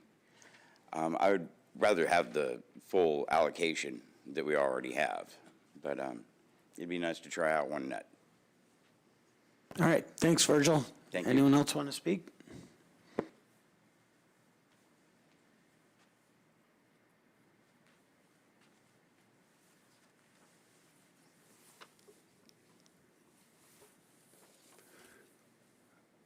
Good afternoon, members of the board, Chairman. My name is Moses Kritz, and I'm from Togiak. And as I testified early on, I opposed 149, lengthening the sit nets from 100 and increasing it to 200. I'm not sure where this is going to happen, but a lot of our fisheries terminal up in western Alaska are losing a lot of their fish. Therefore, that's my opposition on proposal number 149. Thank you. Okay, see no question. Oh, here we go, Robin. Good afternoon. I oppose proposal. Who are you? Pardon? Your name, please. Robin Samuelson. I oppose proposal 149, 150, and 153. Thank you. Thank you. Looks like we'll move on to proposal 150. Proposal 150, 5AAC 09.331, gillnet specifications and operations. Edgar Smith, I was the proposal on this, but Cook Inlet and Kodiak use monofilament. Then they tried it on the north side at last board meeting, and I think Connor Murphy put a comments in on it that he's going to switch back a little bit to multi-filament. But all this, like there are studies saying it's not the gear that catches fish, is where you put the net that catches fish. In the south side in June especially, and a little bit in July, the water's so dirty that your net only fishes for like 20 minutes, while and a set net sets when it anchors and stays there and the tide runs through it, and then when you get to silty water, it just fills the net up. And sometimes it takes me 2 hours to clean the net out with a trash pump, you know, a high pressure trash pump. But all I want this is to put panels in to where it's easier to clean, and the net might fish a little bit more, 50% more than, I wouldn't use this in one whole net. I'll still use monofilament, but I'll use panels as a mono in it, and see if I can get the gear fishing a little bit more efficiently. But, thank you. We got a question for you. Yeah, thanks. But wouldn't this proposal, the way it's written, allow somebody to make an entire gill net or set net monofilament? Yes, it does. I'll amend it to put pieces in, then like 50% of the net be monofilm, but don't come back with Administrative 360 saying it's going to be overburdened to manage it with. Well, I'm not suggesting you amend it or don't amend it. You can do that if you want. I just wanted to make sure that you knew, based on the way the proposal is written, that what you're suggesting using panels wouldn't necessarily be the case the way it's written. Okay. But the whole net is how it's written, yes. Okay, thank you. More comments on this one? I'm sorry. I also am not in support of 150. because up in my area, Togiak, I certainly hope we start to use monofilament nets as indicated. So the monofilaments are going to increase efficiency of taking of salmon. Therefore, the terminal fisheries are going to be losing because our nets are like 50 fathoms and 29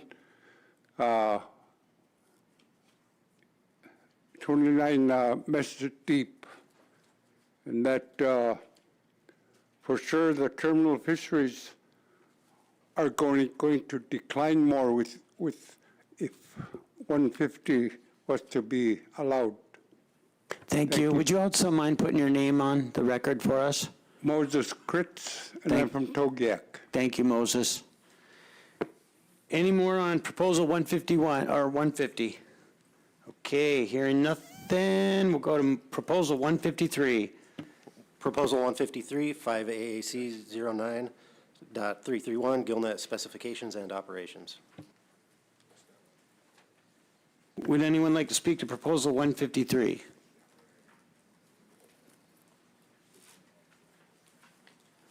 Yeah, Patrick Brown, Sandpoint AC. This was a AC generated proposal similar to the one we just previously discussed. And I think all our comments be found in the AC minutes. AC 15, I believe. Thank you. Thank you. Looks like there's no questions. Okay, we'll move on to proposal 151. Proposal 151, 5 AAC 09.331, gillnet specifications and operations. Here we go, Axel. Axel Coben. I just have one comment. If the board is going to maintain these 25 fathom seine leads on the set gill nets, that they be included for any fishery shutdowns when the immatures are gilled in the seine web in the test fishery. Because right now they're exempt. So if they're using seine web, they should be held to the same standards for immature harvest as the seiners are. Thank you. Thank you. Looks like there's no questions. I'm Emil Mobeck again, and to that, us set netters with 25 fathoms lead, we're not out there where it's closed for immatures, and I would really recommend that we still keep the 25 fathoms. We went up from 10 fathoms, what was it, maybe 2-3 board cycles ago, and it gets us, you know, off the beach a little bit so that we're not in the swells and in the breakers with our main nets. And it really helps with the way we set net. All right, thank you. Edgar Smith again. I sent to RC on proposal 151, it's RC 011, and it shows where the lead's at, or how we fish the lead in a set net configuration. And I've never caught an immature in a lead ever. And most of the time you're going to catch immatures when you close up and you start pursing on it, and then you get freaked out. But the fish are running along the lead. They're not gilling in it. I mean, the net gills the fish, not the lead. Okay, any more on proposal 151? Yeah, John Foster again. Yeah, it's kind of a deja vu thing. I remember doing this before. Where I fish in Fox Bay, the beach is got a slope on it like this, and it's boulders like this, or rocks like this. And what I'm trying to do with a 25 fathom lead is get in as close to the beach as I possibly can. What that lead does for me is keeps my gill net out in the deeper water, so I don't have to drag it up into the rocks. If I didn't have a lead, I'd be dragging that net up into the rocks and constantly repairing it. Thank you. Any more on proposal 151? Ricky Slick. I'd just like to say primarily for me, it's a safety issue because like you mentioned earlier, the swell's rolling in and,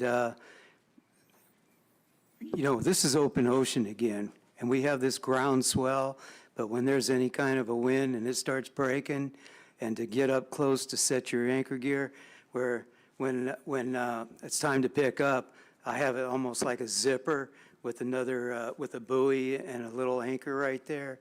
So I don't have to get up closer close to the shore. So primarily for me, it's a safety issue. Thank you. Thank you. Okay, looks like we'll move on to proposal 148, and I'd refer you to RC 162 as well. Proposal 148, 5AAC 09.332, same specifications and operations. Commenters on 148 or RC 162?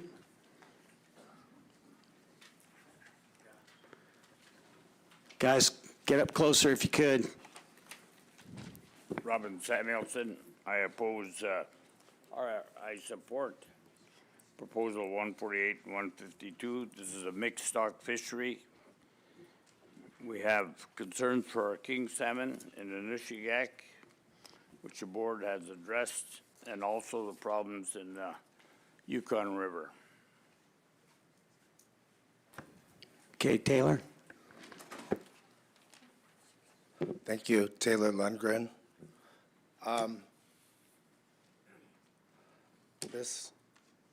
The cost is the biggest thing for us. I mean, this cost exceeds the price of 2 seines for our 2025 revenue.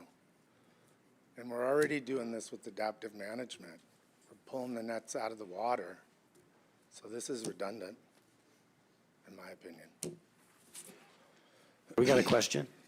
Taylor, explain to me how the reduction of 50 meshes is the same, is the cost equivalent of 2 seines. Is that what I heard you say? No. What was it? RC 99? In RC 99, the 2025 revenue for the June fishery average, Okay. the 2 seines, the cost, it's going to be about $20,000 per seine. To remove 50 meshes. Yep. To ship it to Seattle. Why can't you take a knife to it and just resew it? Yeah, maybe in a river that works, or in a lagoon. What happens when you have a whale go through? Well, we koozie it up. Okay. But that's not permanent. Yeah. And that's not how we prefer to fish. Sure. No, I understand. So, Okay. I mean, guys are pretty particular about their gear. Yeah, We take pride in it, so. fair enough. Thank you. Yeah. Any other questions? None. Thanks, Taylor. Thank you. Hi, my name's Jamie Wirtz. I'm also opposed to a reduction in the seine net length and depth. Mostly, I don't see this as a help in conservation, as that it will change a percentage or a ratio if that's what the goal of this is to catch less chum or or make one species more likely to be caught than the other. I kind of see it as death by 1,000 paper cuts, almost like a punitive response. If our nets are shrunk, then when winds blow hard and the tide's ripping, then we have less net in the water to hold the boat stable. It's a real thing. Like when the tide's really ripping or the wind's blowing hard, our nets are already fishing about half the depth that they can be when it's calm. We have weather patterns that come through all season. So this penalty comes to us in July. It comes in August when we're fishing our own stocks, our own pinks, our own chum. And I don't see it responsible that our nets are changed and that we have to suffer that for the whole season. Okay, it doesn't look like there's any questions. Thank you. Thank you. Hello, Mr. Chair, Carlin Hoblet, Falls Pass AC. Reference RC 142. which is the trawl study that was conducted. First of all, it was a trawl study. Second of all, I haven't had time to dig through the whole study, but we don't know what stock of fish that was on. The time of year is completely different than the South June salmon fishery. The geography of this study, it was conducted 300 plus miles away from the South Bend June fishery. The ocean depth is probably twice as deep, I would say, as where we're normally fishing in the South Bend. And there's none of the parameters in this study can compare to a South Penn seine fishery. And if this is the best data to work off of, to make such a detrimental decision that will cripple some small boat fishermen, then how can we prove that this gear net reduction will work towards conservation? Good. Member Irwin, or Van Dort, which one was it? Member Van Dort, please. This is just a kind of a question in general, and you can take a stab at it, Carlin, or I'd be interested in other perspectives, but the RC language just deals with the depth, I think, correct? But the proposal talks about lead length as well, is that? It speaks to depth and no lead, getting rid of the lead as well. Oh, it does? Yes. Okay, I was just kind of curious. I wasn't sure where the lead piece of it came in there. Member Irwin, or do you want to follow up there? Member Van Dort? We can go to Member Irwin and catch up with you. Okay, over here, Carlin. Thank you. Carlin, when you say that reducing the depth will cripple your seine operations, what do you mean by that? Do you mean you're going to catch less fish? It's going to be less effective? What does crippling your seine fishery mean when you're looking at reduction of depth lengths? So as Taylor pointed out, and I got a separate quote. It wasn't just yesterday, over text message, and it was on average $15,000 to $20,000 to rebuild a seine. And I don't have the RC in front of me, but a letter, like I mentioned yesterday, from my former employer, the importance of hanging a net correctly. Because if, say, somebody can't afford to ship their net out, and again, I say that $15,000 to $20,000 doesn't include shipping. If somebody can't afford to do that, they're going to try to rehang their net themselves, and if they mess it up, it's not going to catch fish. There are meticulous, precise measurements that need to be made when hanging nets. Okay, thank you. Hold on there, Carlin. Member Van Dort. Yeah, and again, I haven't had a chance to digest this substitute language, but I just want to ask about the leads just to get it out there. So right now, just so that I understand how the leads are used, you can have, is that 150 fathoms in length of lead? I haven't entirely looked at the substitute language either. How is your net hung right now? Do you have 150 fathoms on your lead or not?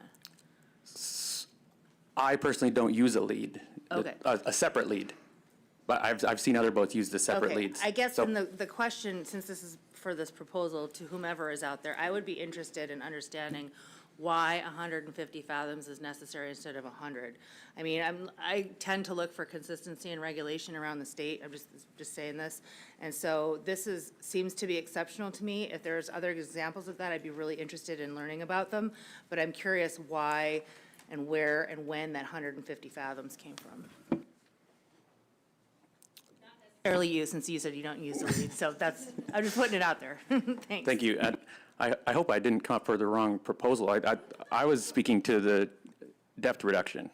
Oh, the proposal deals with lead length and depth reduction and all kinds of things, so okay. you're on track. Sorry, Mr. Chairman. You're forgiven.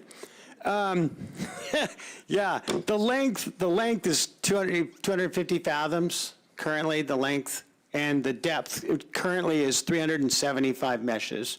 And this proposal is reducing it to 325 meshes, removing 50, and you will not be allowed to use leads in addition to the maximum length, which is 250 fathoms.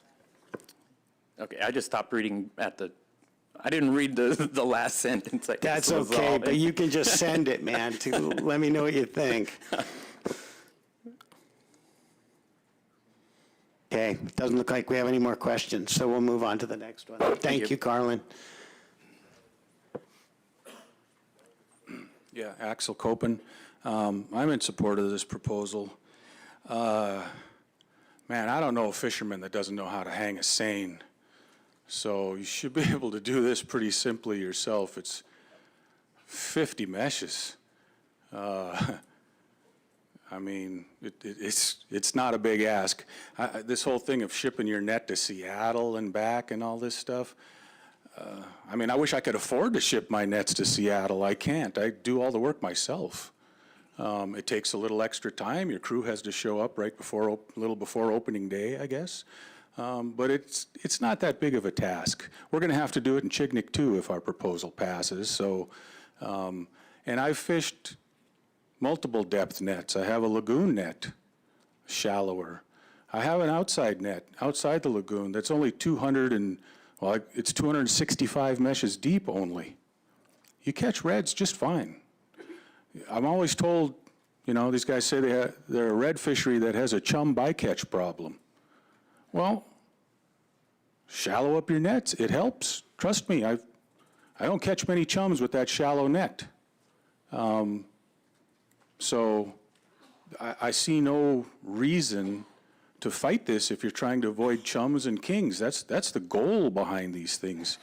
That's why we have it in Chignik. We don't have that many folks with the deeper nets, but they catch a significant amount of chums, and they get kings more than we do with the shallower nets. So I've seen it my whole life. I know it. The studies you show, the kings will generally be deeper during the day, and they come up at night to feed. So, and dogs they're spooky, right? You get out there and you get around a group of dogs when you're fishing dogs. You make too much noise, you get a little too excited, they dive underneath your net. Doesn't matter how deep your net is, they'll go underneath it when they get spooked. When they're in the bays, local chums, not on the move. But the shallower nets are going to protect against unwanted interception. I think that was the purpose behind this proposal, and I support that like I support it in Chignik. Thank you. Thank you. Next.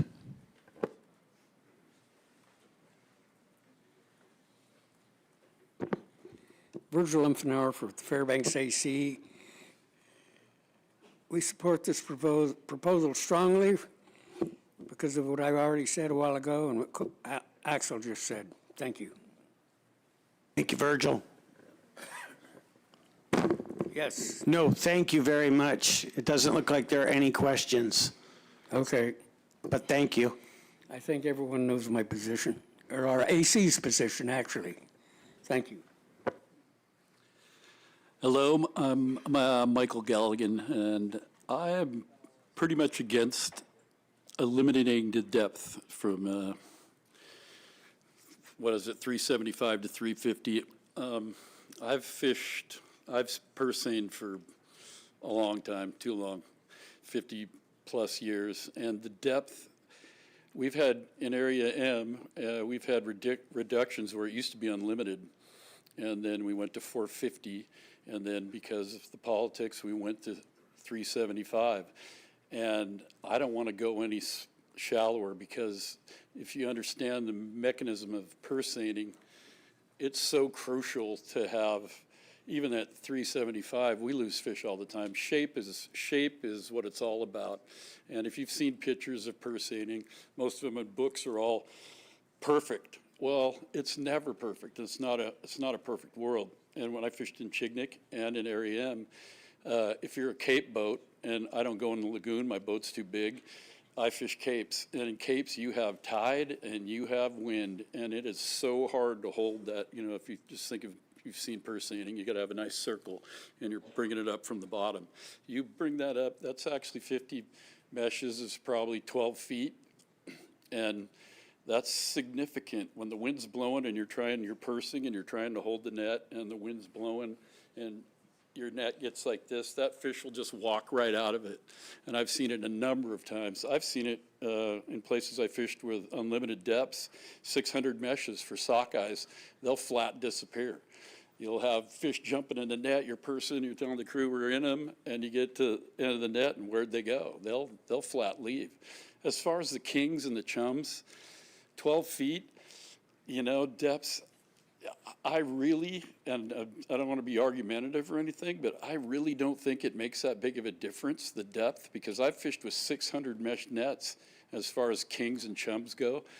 It's not, it does make a difference. You won't get much with it. We go to 350 and we're pretty much done. I think, I don't know if I can do it. With the wind blowing in my boat, it catches a lot of wind. It's really gonna hurt. And I get it for other people. You know, it's other things. People can't afford 2 nets, you know, and a lot of little boats, like in Chignik, some of these guys, they can't pack a net that's that deep and big.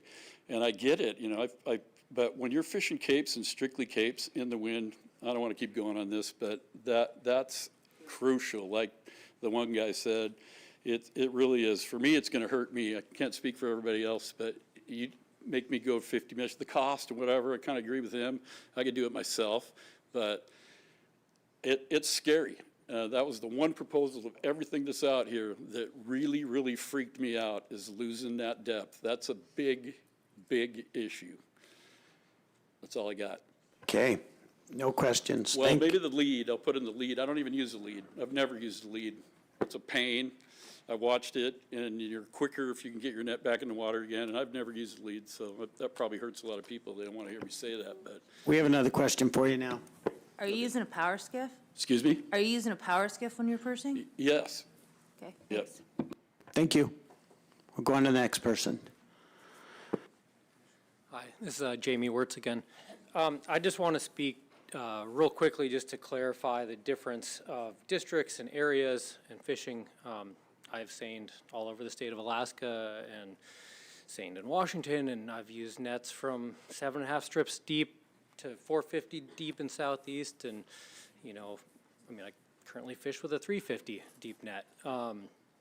But when Axel was talking a lot about his net depth and what he sees with fish diving and all the rest, I would say that when you're fishing a terminal harvest area, when you're fishing a bay or a lagoon close to that stream, fish act in a much different way. So, you know, in August, especially late August, we're fishing, you know, pinks will be on the surface, right? And you can be in shallow. And chums get spooky and they dive and they go down. And sockeye, they are harder to catch. You got to purse faster, tow less time. In June, you're fishing traveling fish. So these fish are traveling, they're in tide streaks, they're off Unimac. They are swimming in a very similar water column. They are not acting like groups of diving chum. They're not acting like, you know, slippery sockeye. They're not acting like a whole bunch of happy-go-lucky pinks. You're lucky to see a jump or two in your net in June. They are focused on moving. They're traveling quick. This net reduction is going to have the biggest effect on our own fishery, our own well-managed fishery that happens later in the month of the post-June fishery. So thank you. That's all I have to say. Thank you, Jamie. Oh, we got a question for you, Jamie. Yes, sir. Yeah, thanks, Jamie. So if you were to lose these 50 meshes, I'm just kind of thinking this in practical sense. Because you're, you know, the way the net fishes and, you know, you probably won't be harvesting at the same rate. Do you think most fishermen would end up making more sets per day because of that? I mean, theoretically, less gear in the water, you can haul back a little faster. In practice, the minute or so you might save per set, you know, maybe you're getting one extra set at the end of the day, if you can haul back faster. I think one thing that I also did want to mention is our gears broke down, you know, in strips, and the major body mesh size strip is 100 meshes deep. Part of the reason I have a 350 net is a lot of us have 25 meshes of a heavier twine, because that's what wears in your power block, and anyone that's seined or no, you know, that's what gets worn the fastest. And then your body web comes ordered, no matter who you get it from, it's gonna be 100 mesh strips. And then we run chafing gear, which is a floating web at the bottom of your net. That comes in 25 mesh strips as well. And that's to help float the web and stuff, so if your lead line ever does get close to the bottom, it doesn't catch and snag. 325 is a really awkward number to go to. When people are explaining the cost, a lot of that is because you're gonna have to take a bale of web, and you're gonna have to count up your 25 meshes, and you're gonna have to cut that with a knife, or you're gonna have to order three bales of 25 and sew them all together. So that's where a lot of that, I think, cost complaint is. Yeah, I appreciate that. I'm just trying to look at the net benefit. You know, if you're losing depth and you're less efficient, and that's going to force you to make more sets per day to make up for that inefficiency that you're used to. I'm trying to figure out if there's actually a net benefit there, so I appreciate it. Yeah, thank you. Okay, go ahead, Carlin. Thank you, Mr. Chair. Garland Hoblet for the record. I'll be brief. You know, it is absolutely imperative how a net is hung when it actually has to hang in the water column. So when you're in deeper water. I RC'd a chart of Chignik Lagoon. The deepest spot I could see on there is 8 fathoms. I can't imagine that a lot of nets used in that area are not dragging the bottom. So I'm just trying to stress the importance of a correct net hanging when it's actually hanging. And it's a whole different parameters again. It's a different fishery, different results. Okay, thank you, Colin. Thank you. Yeah, Axel Copen here. I don't fish Chignik Lagoon. My boat's too deep to be in there. So I fish out on the capes. Our early run sockeye don't jump at all. Our late run jump too much. You think you got a good set and you have about 5 fish and every one of them jumped. So this thing with, you know, the fish don't show and they're on their way on the capes and stuff, yeah, they're moving. I fish out on the capes, and I don't know if you guys know what Chignik means, but it means big wind. It blows all the time. And I don't have a big steel seiner like the guy that was up here talking about the wind gonna blow him around. I know a couple guys who do.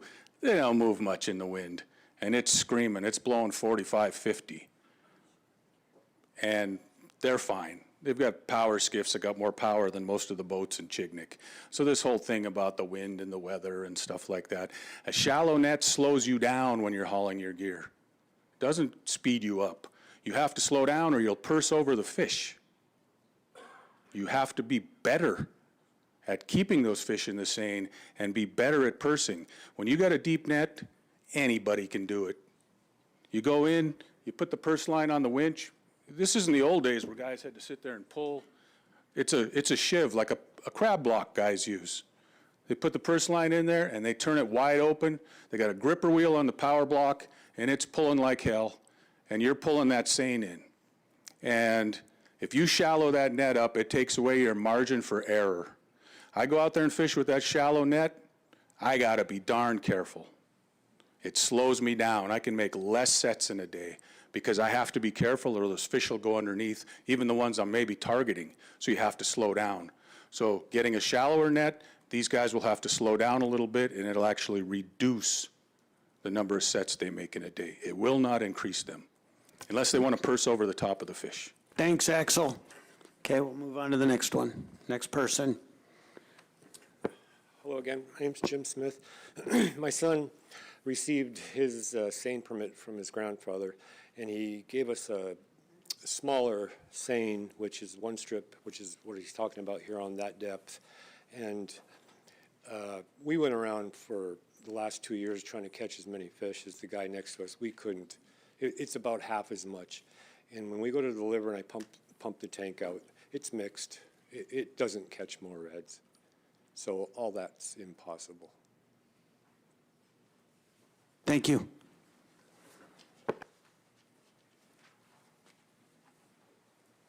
Okay, this is the last one, and then we're going to go to the bathroom.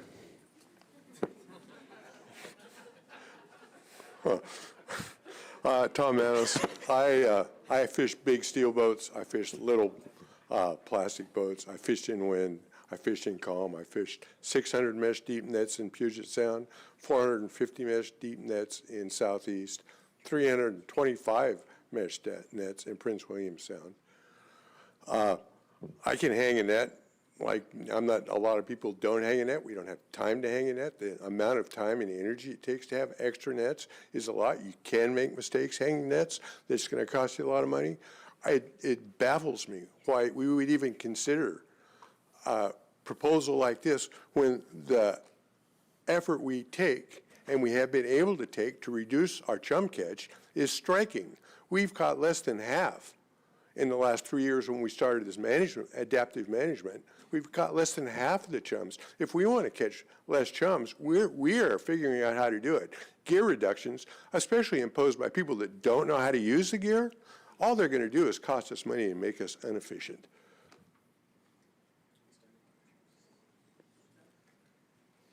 Did you state your name, please? Tom Manos. Thanks, Tom. Any questions for Tom? Thank you for coming up. Okay, we're going to take a real quickie here because we only have one more proposal to do, so.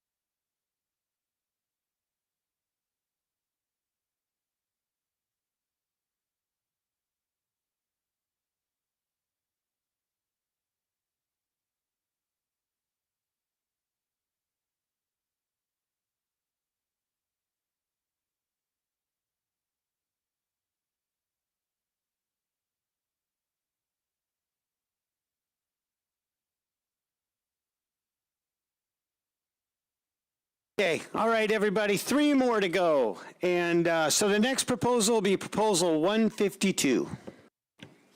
Thank you, Mr. Chair. Jeff Smellinger for the record. Proposal 152, 5 AAC 09.332, same specifications and operations. Would anyone like to make comments on Proposal 152? Okay, seeing nobody getting up, we'll move on to Proposal 154. Proposal 154, 5 AAC 27.610, fishing seasons and periods for Alaska Peninsula, Aleutian Islands area. Would the author like to speak to this? Proposal 154? There we go. Taylor Lundgren again. We've observed over the years this biomass of herring, so in 2023, I obtained a commissioner's permit through the fishing game, and we executed it and just had to wait for the opportunity to try to get a fishery. There was one other time where we submitted some samples during our test fishery, the immature test fishery. So, like to see a fishery if we could. Member Carpenter. Yeah, thanks, Taylor. So, if I'm reading this right, is this broke up into 3 different areas? Is that the way I'm reading it? Yeah, Mr. Carpenter. There's the King Cove District, the Pavlov District, and the Chignik Islands District. Okay.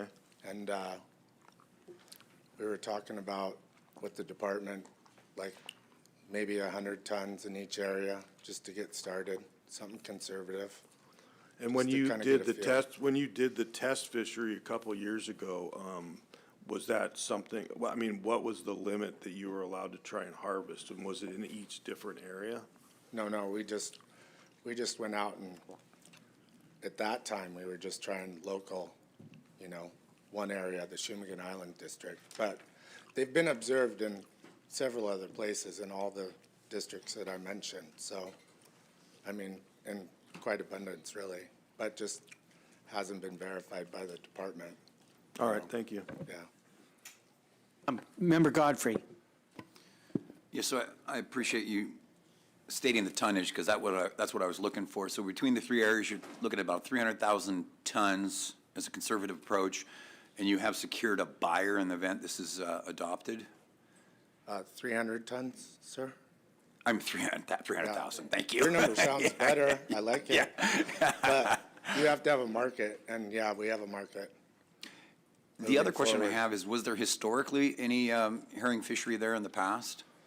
Yeah, there was a sac roe fishery before, and there was a bait fishery, but years ago, so. Like decades ago? Yeah. Thank you.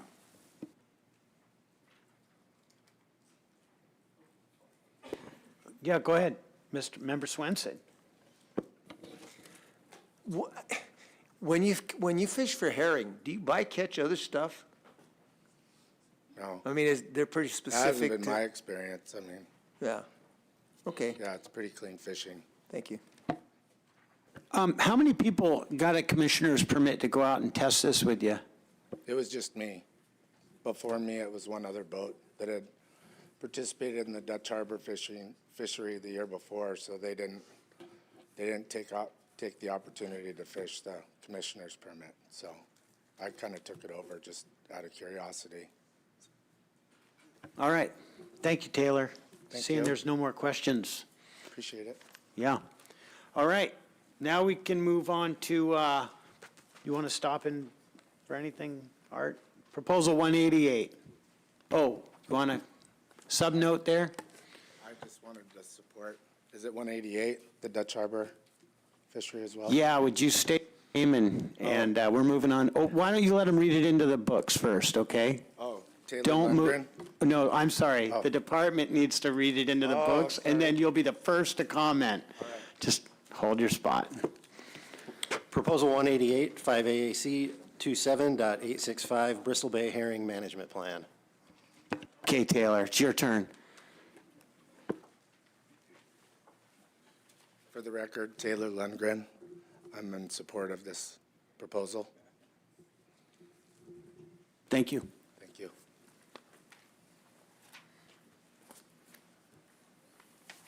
Good afternoon, Mr. Chair. John Jensen. I'm the one that started this all out a while back, and it became a board-generated proposal. Now it's Proposal 188, and now it's further refined, found in RC 169.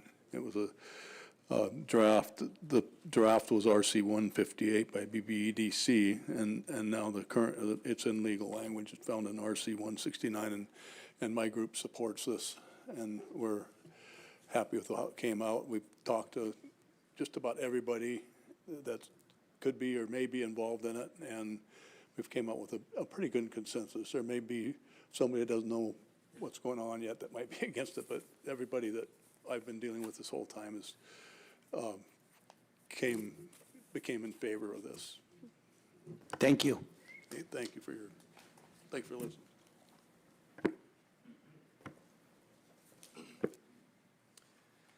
Mr. Chair, Tony Zock, BBEDC. So we originally were opposed to Proposal 188 as written. I suppose we still are. We did submit RC 156, which it looks like is now the language in 169. There's a few things that went into this. We were looking at the 15% and thought that maybe was a little bit too much. Landed on 10. It's my understanding, and I'm not an expert, that roughly 75% of the herring harvested in the Dutch Harbor food and bait fishery is Togiak stocks. So that leaves about 25% that aren't necessarily Togiak herring. So we thought we might want to consider those as well. And then reducing the when the Togiak district reaches their, excuse me, I'm sorry, I lost my place, but when they achieved 80% of the GHL, we reduced that from 90 to 80. We thought this is probably the most important part, because then that quota doesn't go away forever from the Togiak fishery. So if there is a fishery in Togiak, we still maintain the ability to harvest that as much as we can, Mr. Chair. Great, thank you. Any questions? Thanks, Tony. Thank you.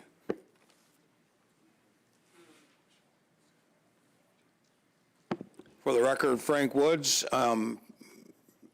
speaking on behalf of Proposal 188 in reference to RC 169. The majority of the people I talked to, except for the village of Togiak, the traditional council, put in a proposal similar that would ratify this decision today.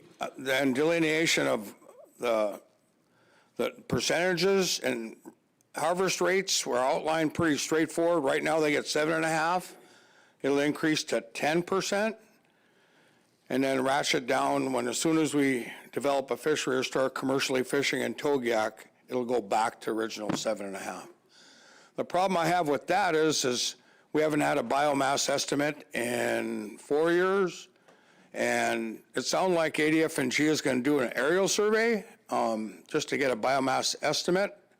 The second thing is it's going to take probably 3 years to get an accurate AIDS class composition, kind of a more detailed biomass count.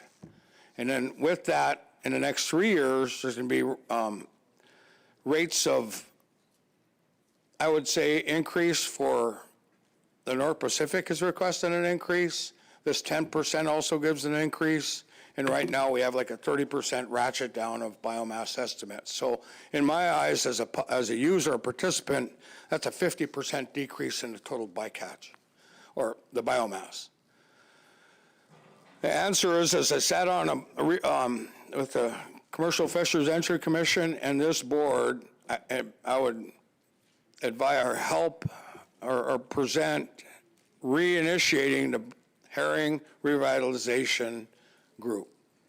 Because right now, this proposal brought together 8 villages. In the next round, we want to re-present Togiak's traditional harvest area, including Kalukuk section, and that's in the future. So this is a proposal brought everything back to light for this board to recognize we need a exploitation rate of a minimum of 30% for the region. If it goes back to 7, that's 37%. We could divide the rest up to everybody else. So interesting. It brought our villages together, but this proposal in this RC, we forgot to include Togiak and Traditional Council of Togiak. We have members here. They're in agreement, but disagreement that they weren't included. So thank you. Thank you, Frank. Any questions? Nope. Move next.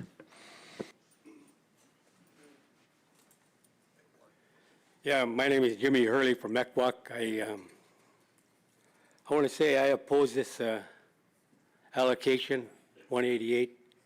You know, people along the Nushyak River, we barter with Togiak for whitefish. We get whitefish and pike, and we barter with herring roe on kelp and seal oil. That's pretty nutritional for people who live a subsistence life, so I can't see a fisheries that you trade good food for bait. You know, look in front of what you have. I mean, it's a shame to whoever's proposing this, but, you know, I just have one voice on this, and I totally oppose this. I mean, you know, we've been doing this for years. I have relatives in Togiak. I trade, and, you know, and that's all I have to say. Thank you. Thank you.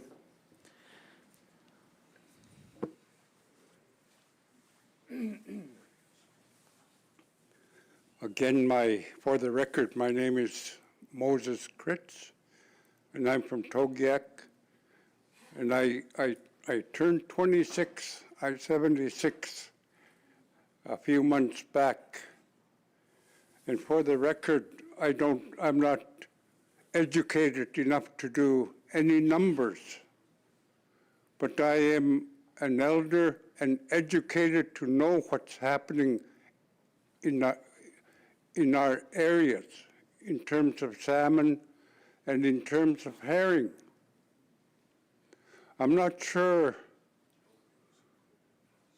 whose shoulders I need to cry on anymore. Because of our resources, we're losing our resources. Over in Togiak, they've taken away our fishing areas where we fished in the past for salmon.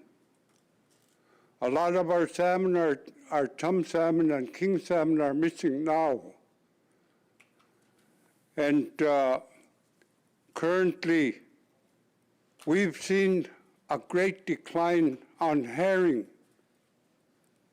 Like I said before, I'm 76 right now, and I know what I see in my area. And I've seen not just our human consumption of the herring, but also the animal that feed on the herring we're starting to see decline. And for instance, one seal, bearded seal, it's now missing from Togiak. And like I said, I'm not sure whose shoulders I need to cry on anymore. We're going to be losing 15% again to Area M. Why? And you know why. And that is one of our main food sources that we anticipate before the arrival of herring. We are currently anticipating the arrival of the herring, the roe and roe on kelp, and we put it away and share it amongst our families or make trades to other communities. Thank you. Thank you. We have a question for you, Moses. Member Irwin. Yeah, thank you, Moses, for coming up and sharing with us during Committee of the Whole. You said you've been noticing bearded seals missing from Togiak. How long have you been noticing that trend? Approximately 4 years, 4+ years. Okay, thank you very much. Thank you. Okay, Peter.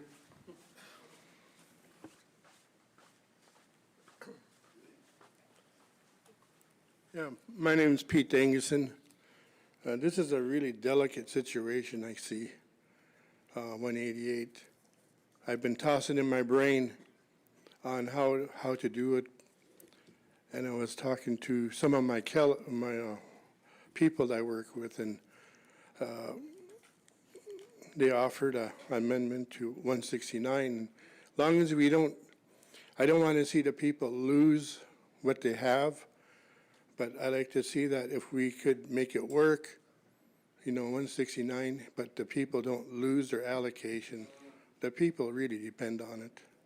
That's all thank you. Thank you, Peter.